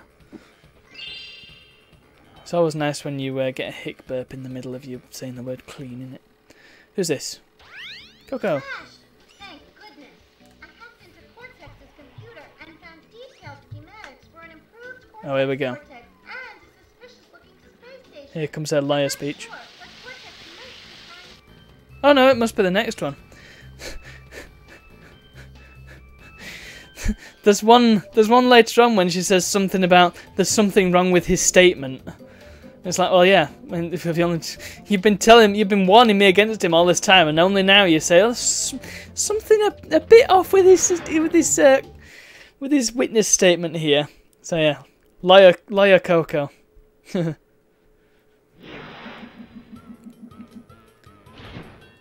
we go. We've got another bear level, and it's a lovely sunset in Bearland. The bear is cute. That's another... I mean, I think they get away with the bear a bit more so because he has got the big black beady eyes. So it makes sense that they do that again in Insane, but it doesn't work on the penguin for me. Oh, come on. Right, we get to see the other death now. Oh no, he doesn't crash through the crate. That's a shame. His head just sticks in the ground and then that's it. He's gone. There we go. That's not like it. So what are them two actually doing? I think in Insane they're lifting ice blocks. Again, why would you do this? Do you not have anything better to do with your time than just lift ice blocks? There we go. Always get a checkpoint when you're aware that you've actually broken every crate. Notice he's got a little bit faster as well. It's subtle, but good noticeable. Ooh, ee, ooh, ah, ah. Now that's a bit tricky because you expect the lab assistants to actually pick that line of crates up. Oh no! Oh, I love that bit where he carries the bear off. You're coming with me, bear. We're in this together. Oh, come on.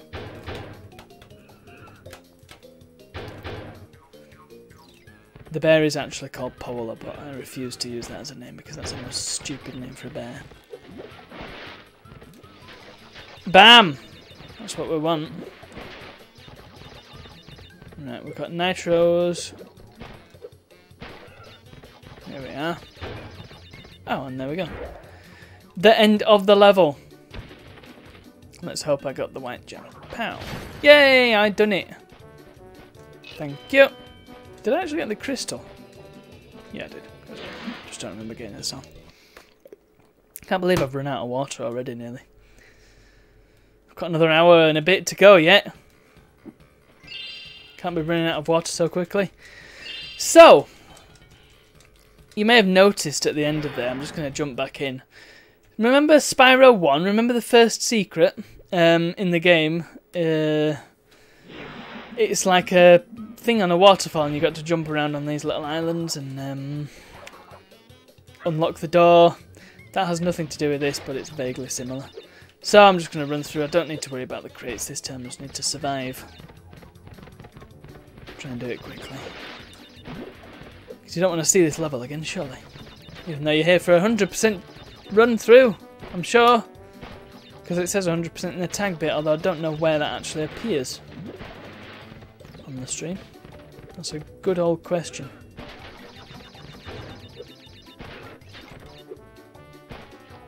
Come on, there we go, goodbyes. Yeah, whatever. Crates is just crates. Sometimes a cigar is just a cigar. Oh my goodness. Okay, I didn't know about that. If you hold back on the D-pad, the bear runs on his side. That's kind of funny. Doesn't actually do anything, it just makes him run on his side. You'd think it'd slow him down. Maybe they planned to have a feature where you could slow him down, but they took it out.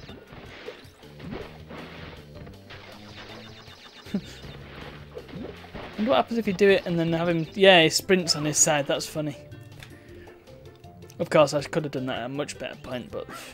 Hey, whatever. Here we go. Wah! Yeah, you can't sprint terribly often. If you sprint once, you can't sprint again for a few seconds. Which, in Bear World, is rather a lot. Oh no, I want to hit that again because it makes a nice noise. Here we go. Nice. Here we go, look. Bang. Ooh. Oh, come on, I made that.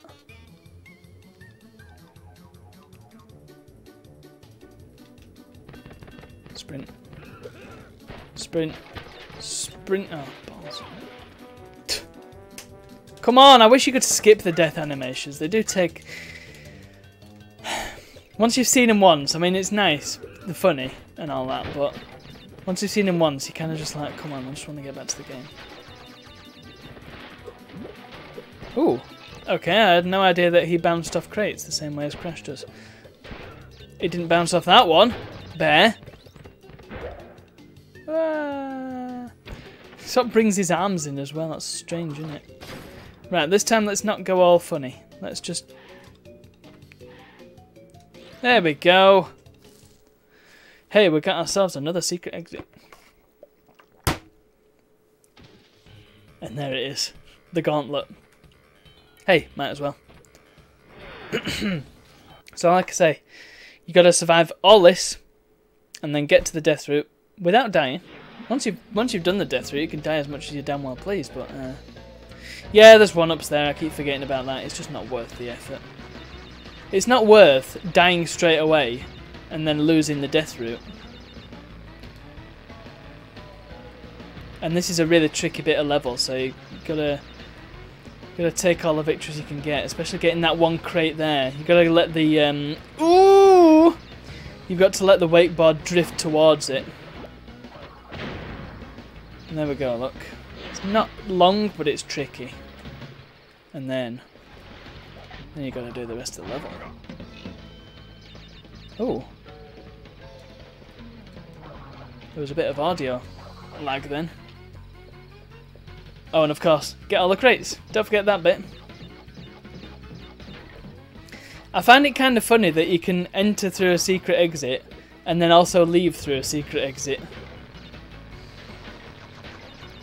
Maybe the only level in the game where you can actually do that. just find it kind of funny. Right, I want to keep this mask as long as I can. Don't want to have to use it. Once again, if I can get past the death route and get a checkpoint, then I'm okay. Right, take your time. No rush. There we go. Let's do the bonus, the awkward bonus. There. I love how you can do this bit. Right, let's not take any chances. I know that dying on the bonus doesn't mean dying in real life, but I can't be arsed. There we go, nicely done. Every Wumpa fruit. Beauty. Okay, let's continue onwards. This stupid crate here. Oh, come on, yes, nice. Right, wait for these. We're on 78, that's a good amount of crates. There it is, the death route. Is there a checkpoint somewhere nearby that I can use? Yeah, there's one, look. I will smash that. I could probably have done with doing that after the death route, but yeah, that was a mistake, wasn't it? Oh yes. This death route actually not too difficult if I recall.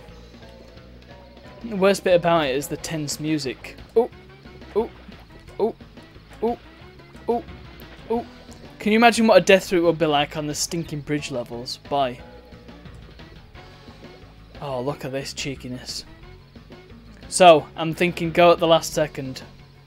Now. Yes. Oh. Of course, there had to be a wake bar bit.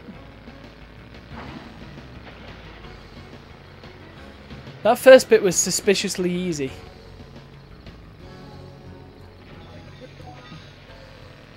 I'm sure you had to do the death route, but there didn't appear to be any crates here at all. Okay, I was wrong. You don't have to do the death route at all. That's just the other gem. Great, so I wasted my goddamn time. Well, it's okay. I can get back to it. But not now. What a silly man.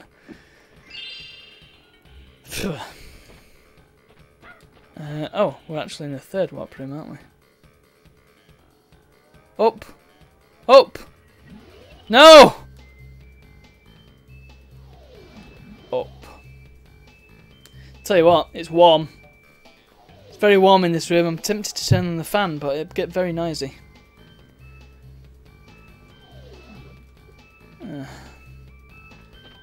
Road to Ruin. Now, something I wanted to try. I'm just going to turn. Well, no, I won't turn down the music at the moment. I just want you to hear the music. Bear with me. So here's the music for Road to Ruin.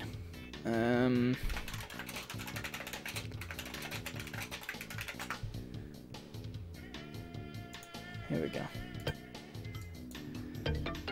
So I wanted to try something, and I keep making a mistake on this. So the music's not bad, but I don't entirely think that it suits the level, to be honest. It sounds wrong. So what I'm going to do is I'm going to do this. I love, by the way, the fact that the music volume's in individual percentages. So no music. Still got sound. Let's try this.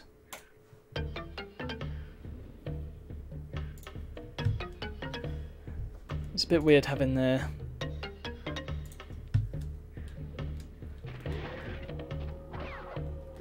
You know what? This is actually loads better, isn't it? I prefer this. We should mod it. Should mod it into the game.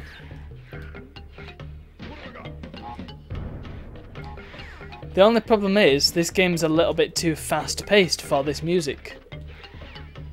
So, but I just don't really think the actual music for this level fits. Death route. Let's take it. Even though I know I'm not getting the gem because there was that bit at the start, you have to take a secret exit into the level. Yeah, again, this death route isn't really anything to write home about. Because there's this ape, this Donkey Kong bloke, and he is not anywhere near as hard as... I'm just going to turn this music down because it seems a little bit louder than the game. There we go, that's a bit better, isn't it? People are going to probably come in and think, why the hell is Crash 1 music playing? What's that all about? What was I saying? Yeah, you've got the Donkey Kong guy, but unlike the guys on Toxic Waste, you can actually spin his projectiles away, which makes him 10 million% easier to deal with. And in fact, some of them don't even hit you at all. Ah! Yeah, it's them bits you have to be aware of, though.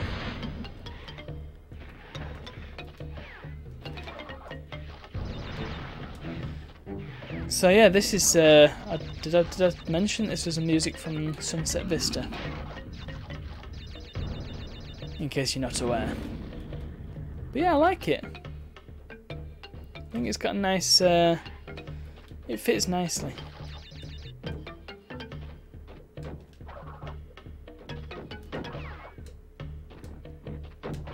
Maybe on the next ruin level I'll switch it up again to something else.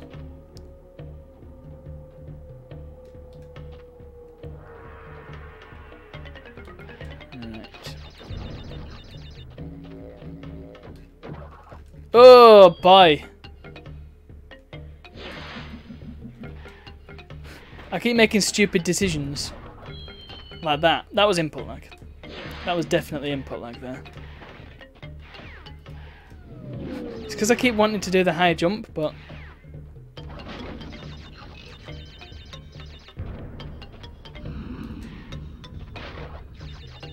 There we go. Come on, this death route should not be this hard. I hope there's something good at the end of it. I didn't see if there are any other gems on this level. Oh, okay. Yeah, them logs just are not a threat at all. Those guys are not a problem.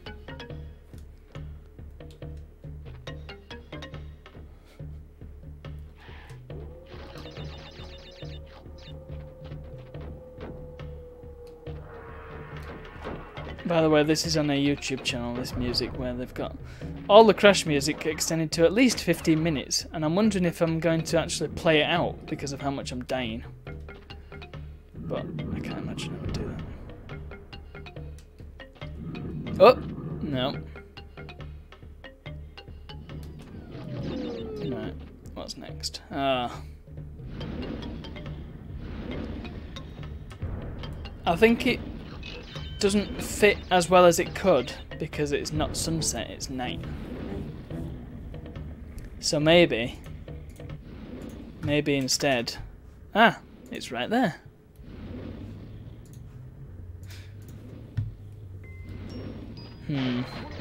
Nah, I don't think so.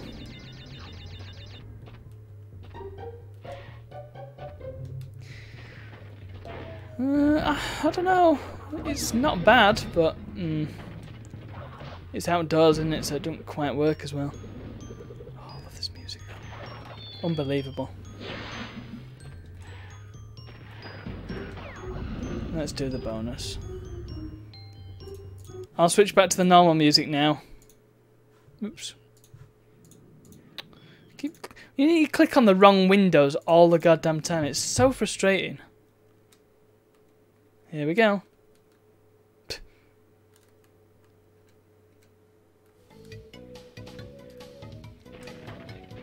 Alright. Pow! Oh, this is one of these situations. We had one of them on the bridge level, didn't we?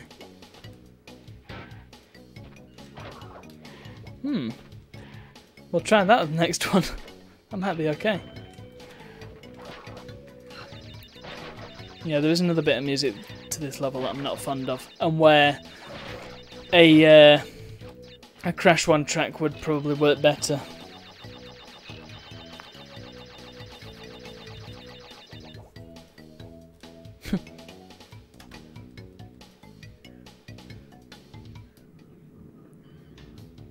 There we go. Well done, guys. There's a lot of monkeys on this. There's one. Oh, by the way, I didn't mention the know-it-all lizards have now got armor, but it does mean they can't jump. I thought that said 99 out of 89 then. But no, yeah, you do have to... No, yeah. That's something that I've noticed has come up in casual conversation these days. People say no, yeah. And I do it. I do it by accident. Oh man, I missed the crystal. Damn it, I've got to go back in now. Let's skip the death route this time.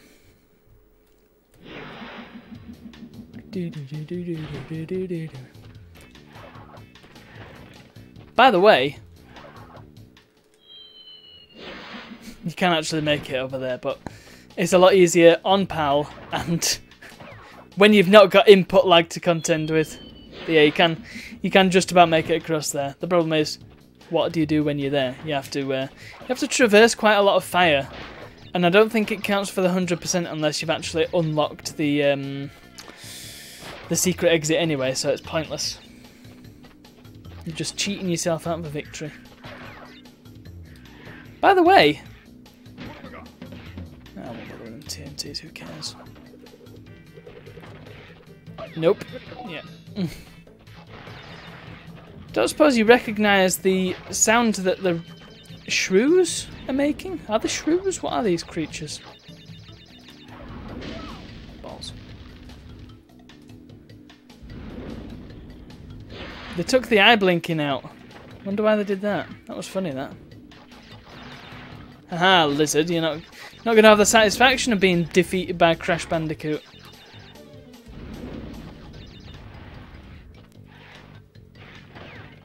There it is. Come on, where's your shrew?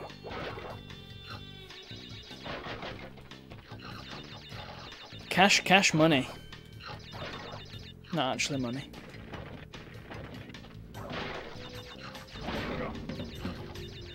Huh. This music sounds like Papu's Pyramid now, actually. Do you recognise the sound that the shrews are making? Listen close.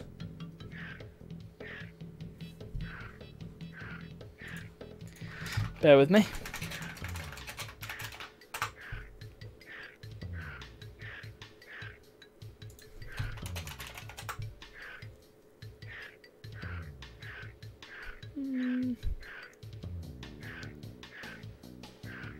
Yeah, I don't know how I'm going to do this, just bear with me. Oh yes, no, that's not right. Yes. Okay, I'm not doing that because that's a really crap quality video. No thanks. But I'll just tell you, shall I? They're the Scrabs. Scrabs from Abe's Odyssey. Same noise. So all the PlayStation developers must have had a common sound pack that they were using. Ah, screw the bones, I don't need it.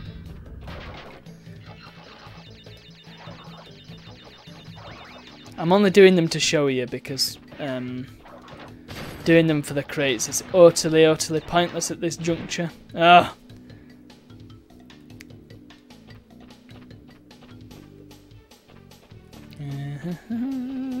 Boink. Ah. Nearly finished my water. Right, good, I got the crystal. See what I mean about it? It is quite easy to miss the crystal. Finish the level and miss the crystal. So here we go. This is a nice level because it's a mix of two different levels.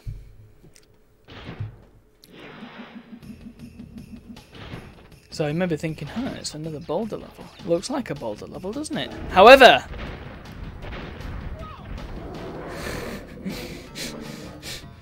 I did not mean to do that.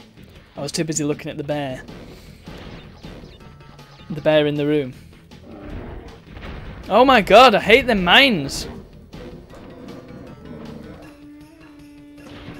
Ghouls and Ghosts mines.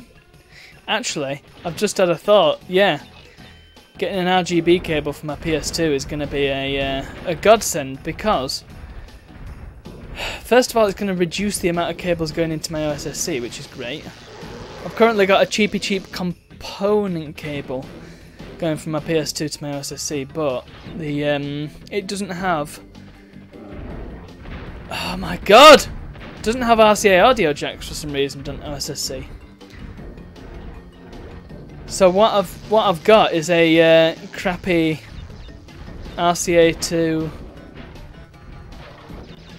phone jack, or whatever it's called, the 3.5mm one. It's got a proper name. TRS, that's it. RCA to TRS converter, and it produces a lot of interference. It's not a good bit of kit. But if I had an RGB cable, then that would just solve all them problems, because audio goes through that. Great. Audio would sound better, the picture would be better quality, and possibly, I don't know if it'll affect the input lag at all, but if it does, then that's a bonus, isn't it? But also, I would hope that the signal will stop dropping out at random as well, because it does happen. You've seen it happen on occasion. It doesn't drop out for long, but it drops out for long enough to be unprofessional and a problem. Oh my goodness. The mines are just frustrating, man. I hate them. Stop it. Ah! Keep spinning too early.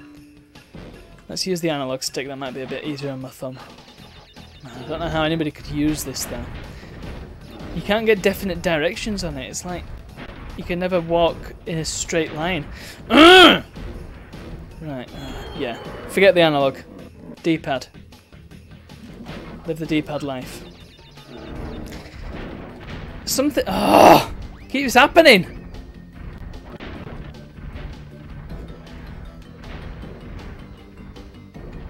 Now, let's try and stay airborne. Oh! No. Okay, that didn't work. Oh. Ah! Right. Damn lizards. Get out of my way. Bye, bear. Sucks to be you. Yeah, I found out that it is in fact possible to use a PS4 controller on a PS2 if you're using OPL, which is what I use to play all my... Yes, here we go. Here comes the reality of the situation. I've got FreeMC Boot on my PS2, and I play all my games off my server. The games that I do actually legally own, before you say anything, yeah. Some that I don't. But yeah, so I'll run them all through a software called OPL, Open PS2 Loader. And you can do a thing called PadEmu, which allows you to use PS3 and PS4 controllers. I don't know. It would be nice, but I don't know if it works with Xbox One controllers. That would be cool. If that works, then that would just be fantastic, because those controllers are lovely. Never actually used a PS4 controller. I know that the DualShock 3s are basically identical to DualShock 2s, but wireless. Otherwise, oh yeah, they've got that weird 6-axis business, haven't they, as well? It's like, what's that about? Did any games actually use 6-axis? I think some of the earliest ones did, but then they just sacked it off because PlayStation, from the PS3 onwards, they really tried to be super gimmicky, and it didn't really work out for them. There you go. Well, there was a signal dropout. But poor lizards just got squashed flat. Yeah, they did a lot of gimmicky stuff, didn't they? They did the iToy, which was just like a silliness. It was a contrivance. By the way, here you go. Here's the other level that I mentioned. It's a bear. But it was kind of fun, wasn't it? I don't think I ever played with it actually. I think my friend had one, but we didn't end up playing on it, which was annoying. I would have liked to try it out. But maybe I can pick one up cheap and do an iToy special. That'd be fun. But they also had the PS Move, and that went down like a sack of spuds, didn't it? Like a lead balloon, because it wasn't the Wii. It was trying to ape the Wii, but it wasn't the Wii. So yeah, that went down about as well as one could expect. What else did they do with the PS3? SingStar! Flipping SingStar, right? My parents have got a PS3. I bought them as a Blu-ray player. And it's so frustrating because when you open it up, the first thing you're greeted with is a load of flipping millennials playing SingStar. And it's like, do I care? Do I want SingStar on my PlayStation? Apparently there's no way to get rid of it. Even through modding, it's really difficult to get rid of it. So I feel like the PSP is probably the least gimmicky thing they've ever done. Because even the PS1 in its day was gimmicky because it used a CD player. All its games were on discs instead of cartridges. And they had 2 analog sticks. Whereas the other console du jour only had the one. 58? Well, I don't know where them other crates are. Let's just leave. Oh, by the way, there's another secret exit in there, but we'll get that later.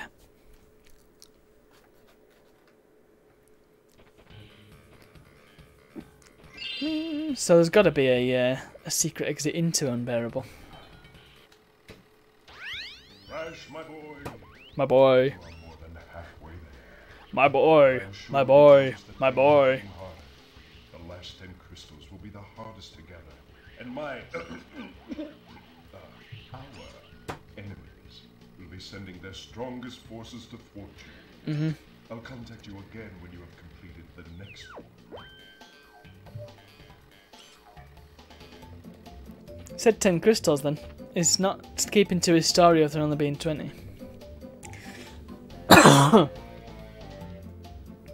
And there's a reason for him to say 20 to begin with as well, so I don't know what this is all about.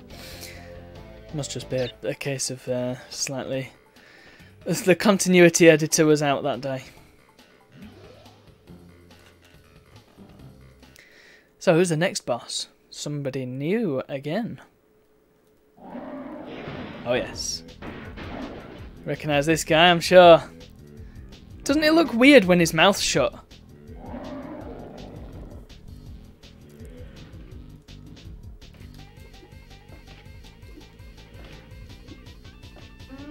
Oh, come on. This is a tricky little boss fight as well.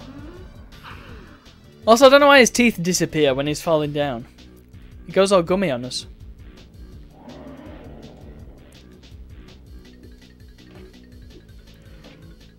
Something that I failed to mention, actually, yeah. I should mention, he's called Tiny Tiger, isn't he? But you might be thinking, well, he doesn't look anything like a tiger of any type. He's not got stripes.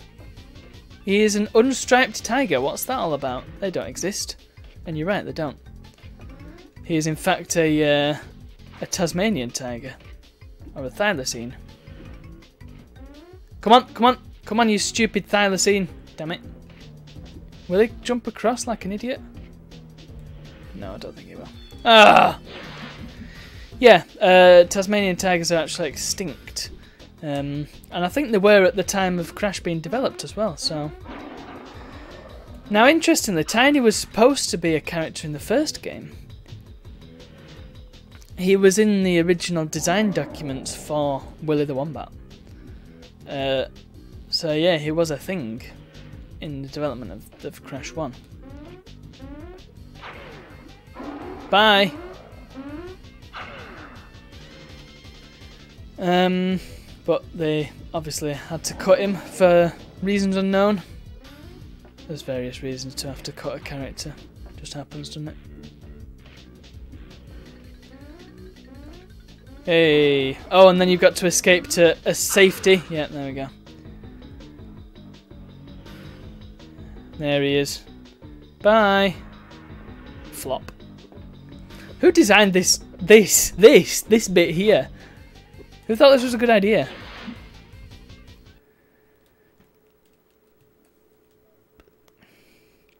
So Tiny must be one of Embryo's guys still.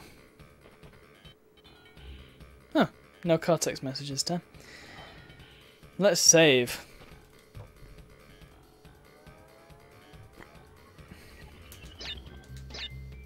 Nice, we go from one toothy character to another. Okay, level 16. Hanging out. Oh, it's another sewer.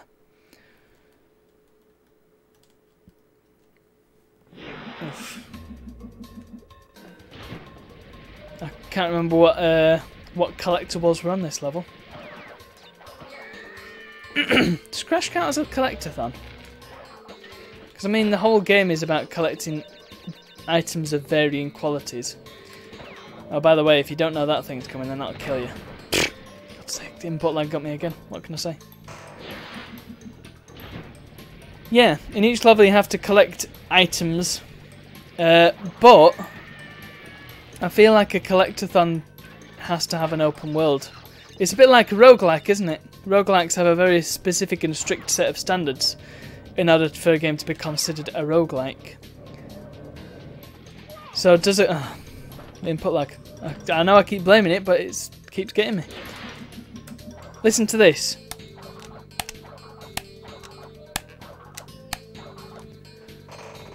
That's like half a second delay. That's horrible.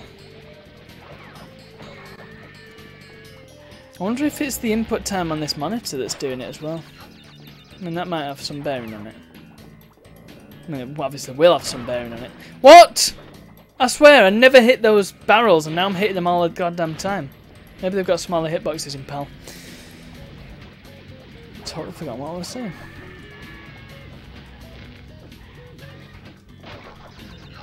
Yeah, it's gone.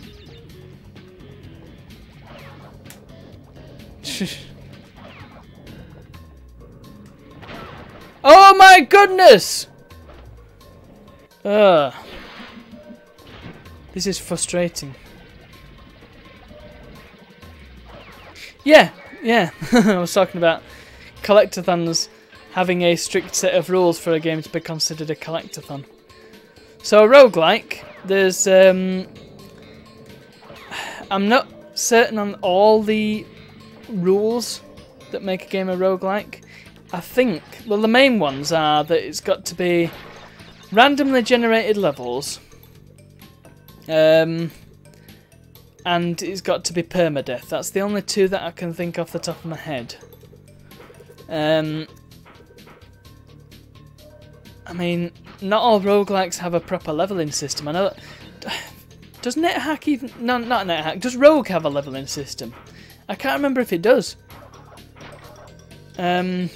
If it does, then damned if I can find it, because, man, Rogue is fun but inaccessible, I have to be honest. You could have a lot of fun with it if you knew all the hotkeys and you knew how to play it properly, but yeah, it's not aged terribly well. But then you've got Pixel Dungeon, which I would like to talk about on the channel. Maybe I'll try and...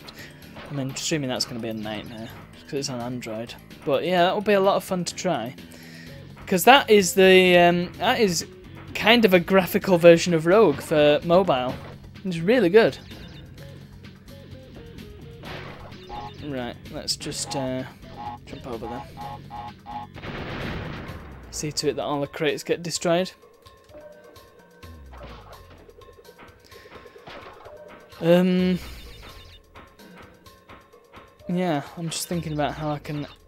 You see, I had this great Android emulator called Nox, but they stopped developing it. I think they were hired by Google and then stopped developing it. Which is one way to stamp out your competition, just buy them out. I think, in fact, that's how a lot of these things work, isn't it? You get a piece of software that's brilliant, and then some big corporation comes along and says, right, we're having that. Looks pretty good to me, looks like it could be an investment, let's have it. Oh, right. Let's do this correctly. Let's get that. What, this way?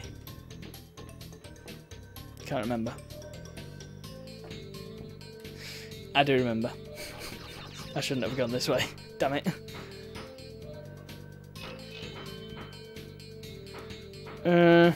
I suppose a recent example would be Microsoft and GitHub. That's a good one. But you'll often see it where they'll buy an application or a piece of software, which an application kind of is. But then sometimes they'll just hire developers and then the application will die out. There we go, look, there's another secret exit. I'm going to try air crash again, since I'm here. I know I've just unlocked Totally Fly, but I'll come back to that air crash. You can get to this warp room later on, you can't get to it yet because I think you have to... I don't know, I can't remember the criteria. I think you have to defeat Cortex. Screw your lives. Got plenty. I think you have to defeat Cortex and then you can access the 6th warp room. But I'm not certain on that. We'll find out soon enough, I'm certain. Oh, this crate is very tricky to get! Well, that's one way to do it. Come on, come on. There we go. Hey. It's weird, sometimes the audio just gives up. Possibly because it's loading it from a network share rather than a disc, so... Come on! What happened to my iframes? Cheers, game. I definitely had iframes when that fish got me. Fish obviously care little for your game mechanics and your grace periods.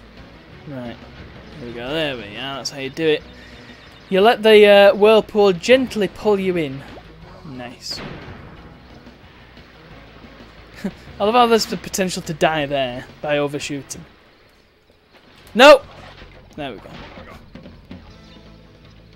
Yeah, the audio just seems to have completely given up the ghost. It's like it's only playing half of what it's supposed to.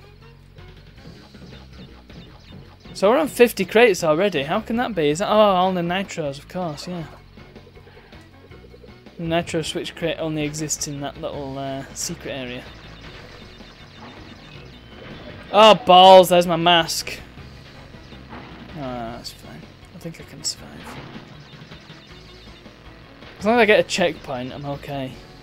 Because once again, well, now we've established the death route is not party to this circumstance, then don't need to worry about death. Oh! Quick! Let's not waste any time. Oh, this stupid bonus again. Fed up with this bonus now. Let's go. Spaghetti-o, boing. He didn't want to belly flop that time. Yeah, belly flop only works in certain conditions. It's a bit awkward.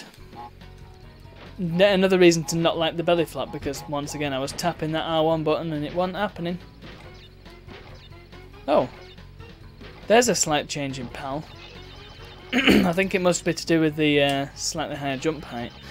You can actually hit the ceiling of the level on one of them jumps. I'm never going to describe which one, am I? Oh, yes. I think going forward there is the way to go, in it. Whereas there, I didn't. Right, screw your death route. I've actually died and it's still there. I don't understand death routes. Like sometimes they'll stick around even though you die, and other times they're just like whatever, man. Balls. It's very strange. Death routes are like crap bouncers.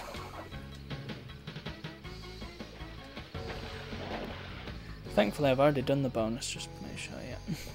Once you do the bonus once, it stays done. Right, yeah. Forward, yeah, forward's definitely easier. Because you don't have to reverse your momentum. You see what I mean? The death route is still there, but I've died. It's something about... I mean, that first death was at the start of the level, so I guess because I restarted the level, it was just like, whatever, yeah. We'll let you through. Should really have waited for them to go off before getting the checkpoint, shouldn't I? Right, you've got to... The timing of the spin jump as well is off. It's different. Well, it's not different, it's because of that input lag. Not that you need to even do it there. You don't need to do it at all in this game, it's just a nice added bit of jump height in case you need it. And it's really useful. Just make sure all them crates are gone. I know that TNTs can be a bit funny. Much like nitros, if they're off screen and they explode, sometimes it just deletes them from the level without actually doing the area of effect bit. Hey look, no nitro here, I can just speed through and not worry. Oh, hey. If only the nitro got rid of these sea mines, eh? Hey, screw you. How many we got? 101? 102. Hopefully it's got 102 crates this level. There we go, yeah! Air crash done. My throat is hurting. I might have to call it soon. I feel like I've barely been on.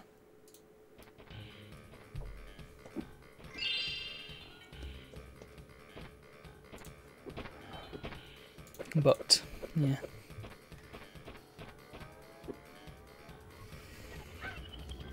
Oh yeah, I've already been here, haven't I? I wonder if I've done the second warp room then. Have I finished it? Or have I still got some cleanup left to do? Have a look. Oh yeah, I've still got to get the Eel Deal gem, haven't I? And the Snowbiz gem.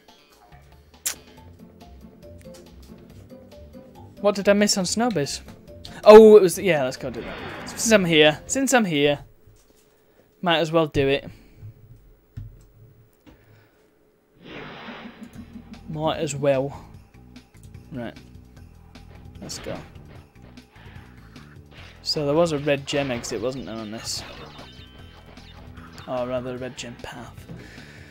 Which presumably leads to further cratery. And is probably monstrously difficult as well. So these snow levels tend to be... they tend to be the most difficult in the game. And they do tend to be very, very difficult in games in general.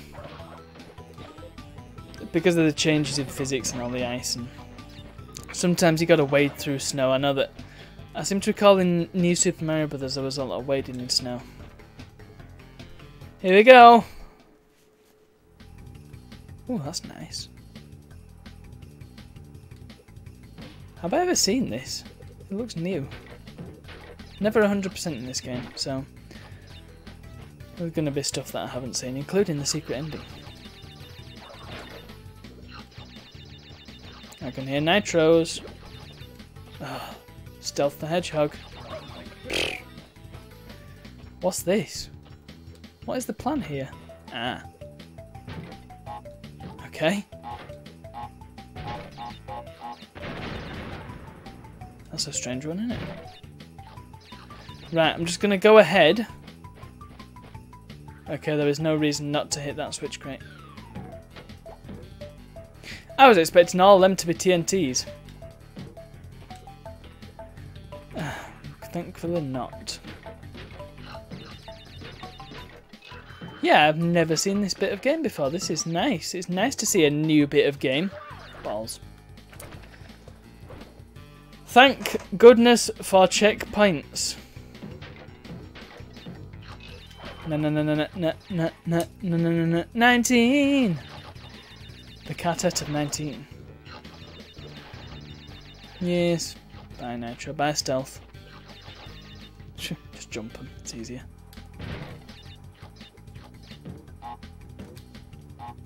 I'm honestly surprised that that belly flop up there didn't cause the TNT to go off prematurely.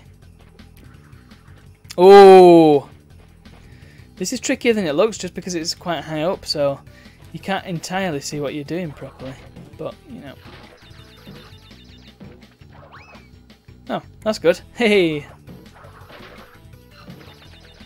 If you spin at the right time, you actually land on the bouncy ones without bouncing. It's good. Right. Oh, balls. There's a one-up! Nice. Yeah, sometimes what happens is they'll put a switch crate down. I don't think this happens in the second one. I know it happens in the third one at least once. But they'll have a switch crate, and then you'll set it off, and then you'll realise, oh, there was actually a crate underneath all them steel crates that have just spawned. Yeah, cheers, game. Stealth the Hedgehog. Ooh. Oh, this looks trickaroo. What's the plan? I'm not sure. Oh, balls. I really wanted to save that checkpoint until I got all these stupid crates, but that's not happening now. What a weird thing. Maybe I can survive all this.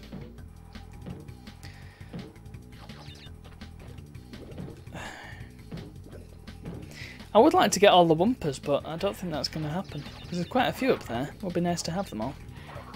I know how I can get them. There we are. Right, move.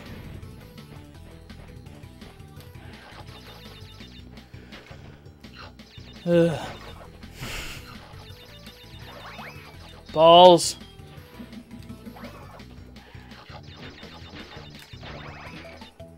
I know it's a trick, that spin jump, but it seems really inconsistent as to when it'll actually work.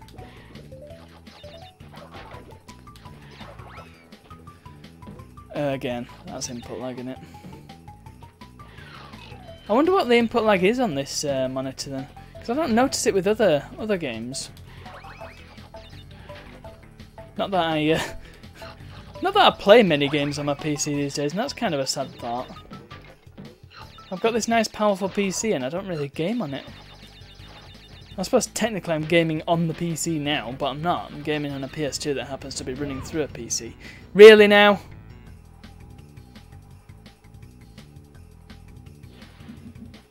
Oh, God, that's crap again.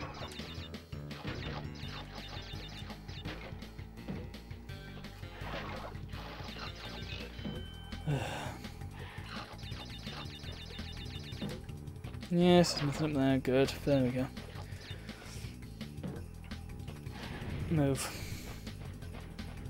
Right, this time don't do the jumping, spinning business because it's not necessary.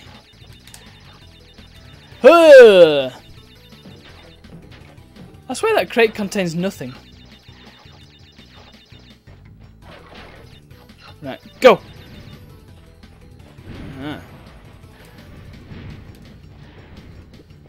Oh, cheeky! Alright.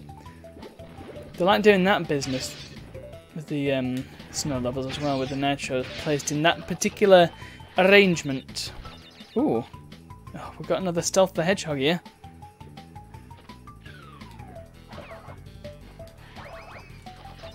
Kapow! Look at that, 77 of them. I need a water fountain in this room, don't I? Hope I didn't miss any. Can I get back on the gym platform? I mean, I can, and it just goes back up again. Let's do that whole thing again. That's a good idea. Oh! Right, let's get all these stupid crates. Unfortunately, you can slide up the ice patch, which is good.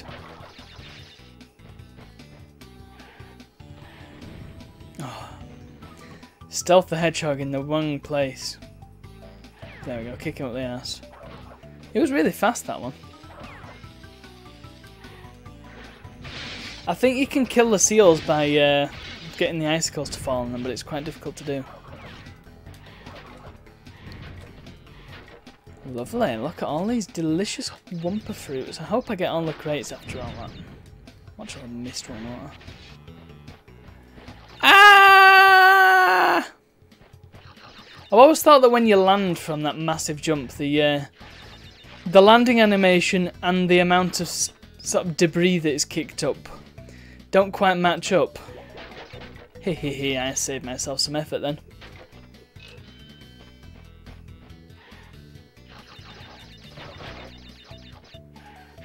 Right, let's not do this. Let's just do this sensibly. Come on, there we go. Oh, look, we're in the hundreds now. Right. Slide. Slide. Ah! Oh.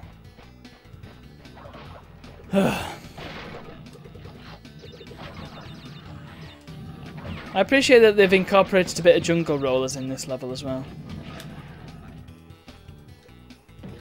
Just spin it, whatever. I'm glad the gems don't require you to get every single Wumpa fruit on the level, because I'd be screwed. Yay! Awesomes.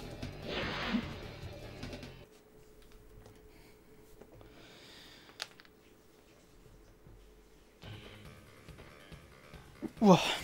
But there. Yes, thank you. Crash, bear it, crash, crush, the eel deal. I'm fairly sure there's a secret exit to that level, so let's head back up. Hey! Crash the cool dude.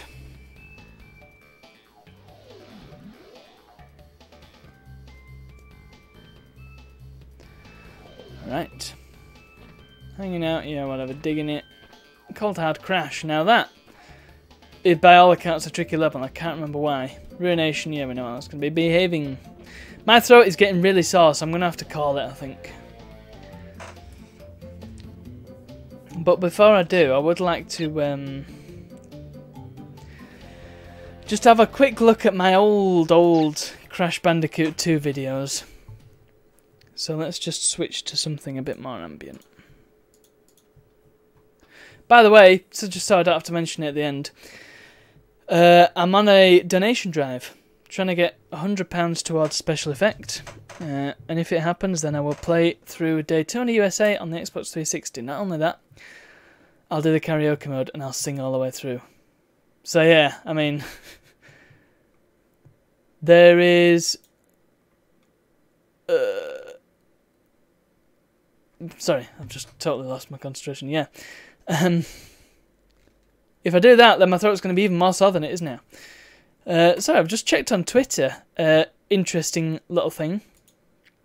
Might as well mention it here, because why not? Because there's 5 viewers now, that's great. Hey, everybody. Somebody's made a request. I don't get that often. Somebody wants a video of the song from Jump Ahead Year 2 about nouns. Man, I'm going to have to play Jump Ahead Year 2 again, guys. Oh boy, that's fun.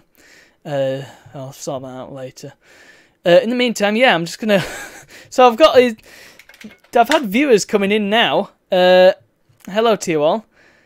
The problem is, I'm going to be playing back some crap old videos and commentating them. So that's going to be great, isn't it? I need to open Firefox ESR for this, because I've got it set up specifically for streaming. And I've still got all these crap games that I keep meaning to get hold of from ages ago. Let's switch over to it. Window capture. Which window is it capturing? It's capturing Firefox. Perfect. Check this out. You might not have been around for this particular stream, but yeah. I was playing some obscure old games and these came up. So yeah, I still need to get hold of them. Right. YouTube.com/broken circus. Very important channel, you should go and subscribe.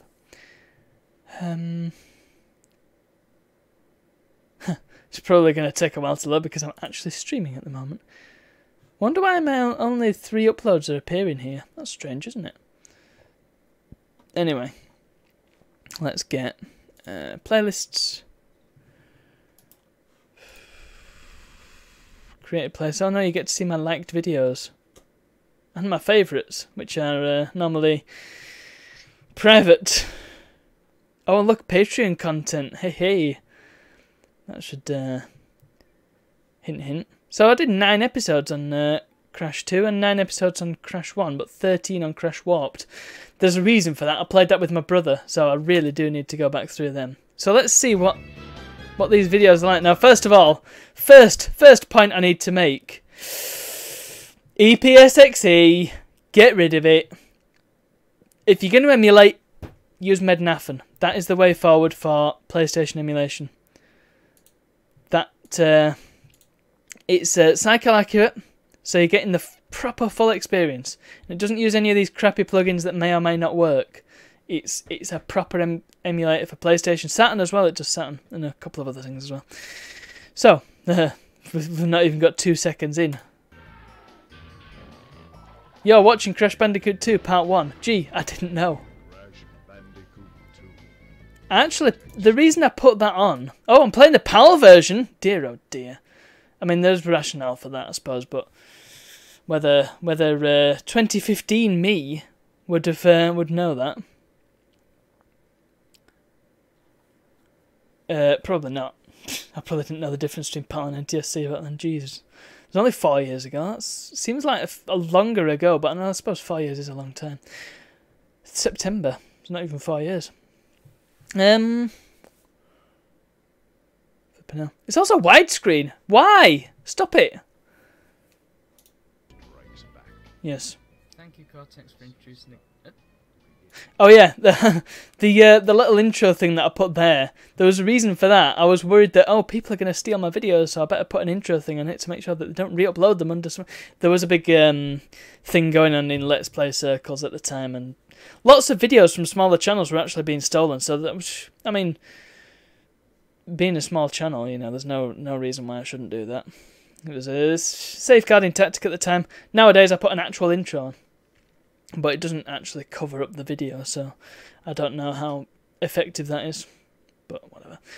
The thing is, and I really should probably make this clear in a video or something. All the game footage that I upload, I'm happy for people to use the footage if they need to. I mean, ideally they'd probably get in touch just so they've got a version without commentary, but yeah, I'm happy for people to use it if they want to. If they need a clip from Crash 2, and they don't mind it being in widescreen and in horrible upscaled nonsense, they're welcome to it. Right. Do I have a saved game already? Why would you check for a saved game? Why? This is a full playthrough, and the first thing you do is check to see if you got a saved game. What's the point? Unlikely is the answer to that. Yeah, I'm not going to have a save game. When will I have played it in the emulator? Already, if you observe this animation, already you can see the problems with EPSXE and upscale. Well, not specifically EPSXE, because lots of emulators use these plugins and things. But you'll notice the problem with upscaling PS1 games. Check it out. Wibbly wibbly. Nice one. Hold on a tick. Yeah. Of course it's going to do that, because you press load game and not new game. Look at that, fraps, yes. Flipping fraps, man. I suppose if you want to start a new game without the cutscene, then that's the way to do it. Indeed. Yes, we get it, we know. New game. So you've just wasted almost a minute of the viewer's time. Nice one.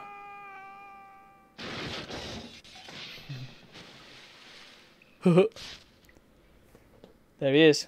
Upscaled Cortex.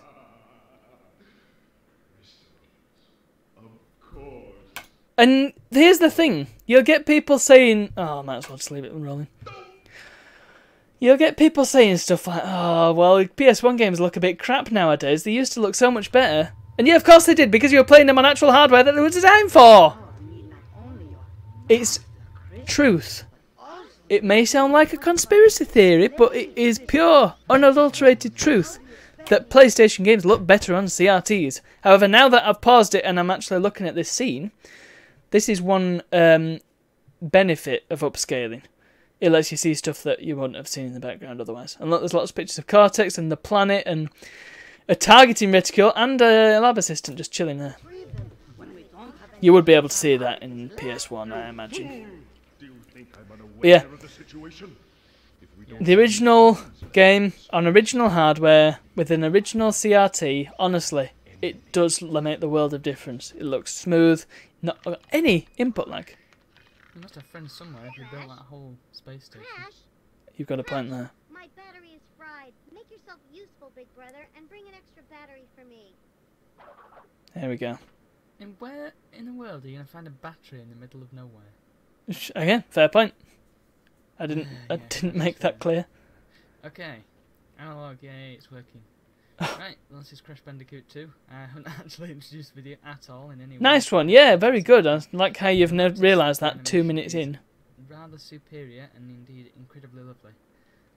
Rather superior and indeed incredibly lovely. First game. But other than that, it's pretty damn similar. There are some... Notice we've still got the black squares around the Wumpa fruit. Slide, yes.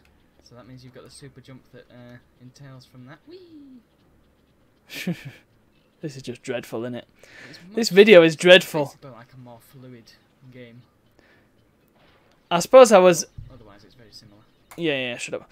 I think we've seen all we need to see. But yeah, I think the I was still pretty green to the idea of doing a Let's Play back here. And crucially, I wasn't streaming every week because streaming was a thing, but it wasn't anywhere near as big as it is now. Let's Plays were still en vogue. Here's me, I was chasing a bandwagon. Yeah, it's quality, innit? But, oh crap, what have I clicked on here? Fortnite World Cup Finals? How the hell did they come from? Get lost.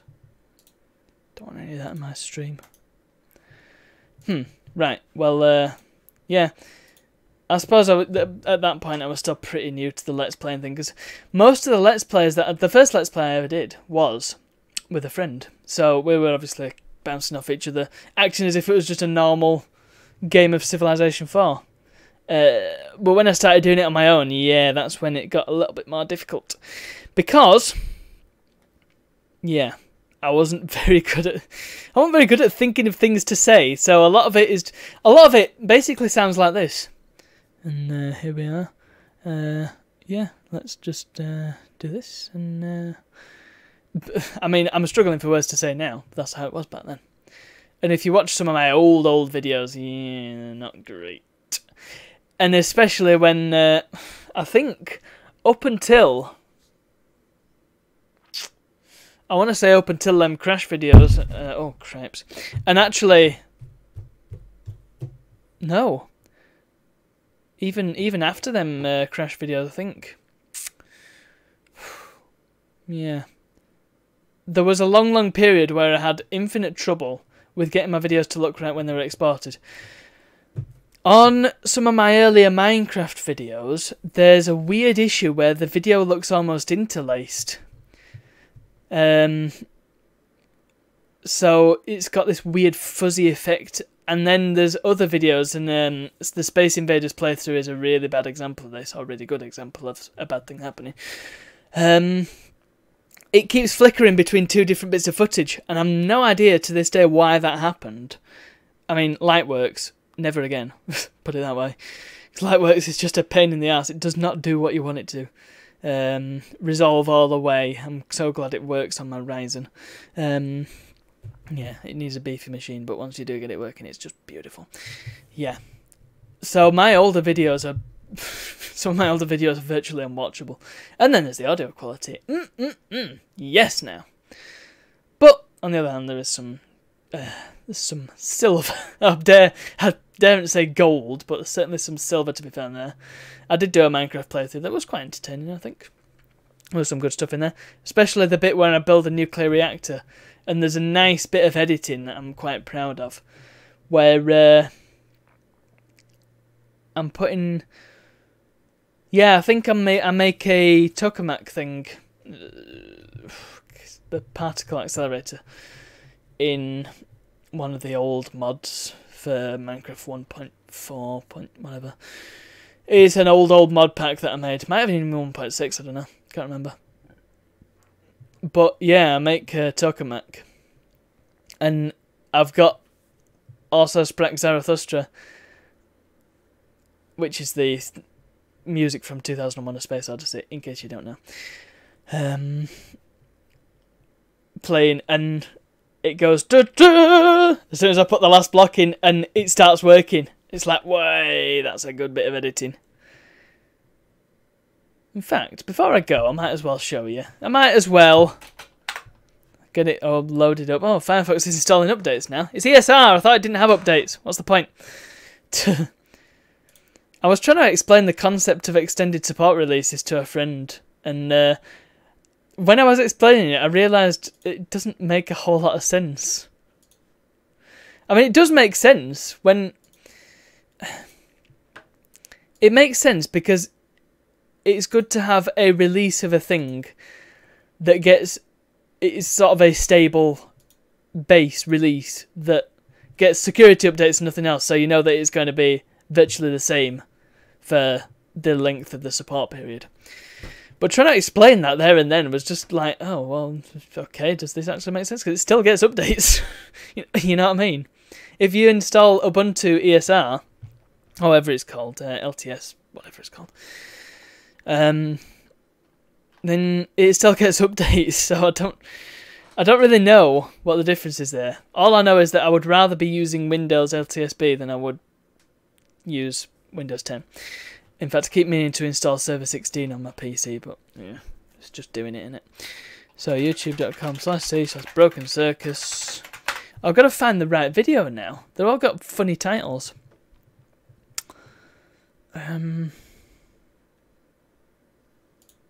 ESR still has autoplaying videos. The one I'm using, Developer Edition, doesn't have that. Must be a beta thing. Right, playlists. Let's just switch over. I bet this is entertaining content for you, isn't it? Ubuntu, National Fun Post Agency. How's it going? I'm just showing off some of my old videos before I call it for the night. And I'm trying to find a video where I do a nice bit of editing. Though I don't know if you were here to see that. Clay World. Jeez. That's a blast to the past, isn't it? Right. Created playlists. Where's it going to be? Lego Racers 2, Guerrilla Advertising. That's an old playlist. That was when I was doing my degree. Crap, where is it? Manhattan Project Solo. There it is. Look, the first episode's nearly half an hour long. That's good. And you can see the weird interlacing. I don't know if you can see it too well here, but yeah. Welcome one and welcome all. Yes, welcome indeed. Yeah, it's noticeable when you actually watch the video. Meteorology, Mjolnir, The Raid, More Fuddling, Factory Floor, The Future of Fusion, was that it? Fusion Fun, Pump Problems, Fumbling Around the Cables, Gas Leak. I have no idea what to name this episode. You see what I mean? They've all got flowery titles. Which one is it? Is it Fusion Fun? 24 mods are going to be quite costly. Quite costly, yeah. Yep, this is the one. Oh, made a big mess of this. Oh. There we go. Made a big mess. We'll go from here. Well. You can hear the difference in my voice. It's weird. Okay, what I can do is I can just put another... I mean, I suppose it makes sense because this was... That should be alright. Like 5 years ago now. 5 years ago. Because I need to... Today! Ha! I'm hoping it will go into the bottom. 5th anniversary of this video. Listen. Truth is upon us. Nice There's the battery box. It's in my bag. battery box. Battery box. Sorry, basic energy cube. Right, that's plugged in. We'll discharge this into it. Oh. Here we go. I've got goosebumps. I never thought I would have goosebumps when I'm loading up a virtual fusion reactor, but there you go. Here we go. I'm hoping Ready? my power ammo will be enough to actually withstand if it explodes, but oh.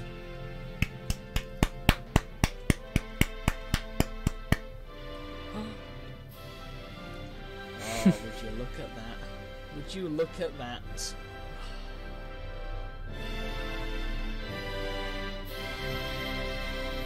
Look, I was one of the early adopters of Patreon. Check that out. So there we have it. Sorry, I haven't been looking at the chat, but yeah. Ah, yes. Right, let's get that off. So yeah, there's some decent things to be found in my old videos, but yeah, probably wouldn't want to watch them all. Let's be honest. Watch my newer ones instead. They're better.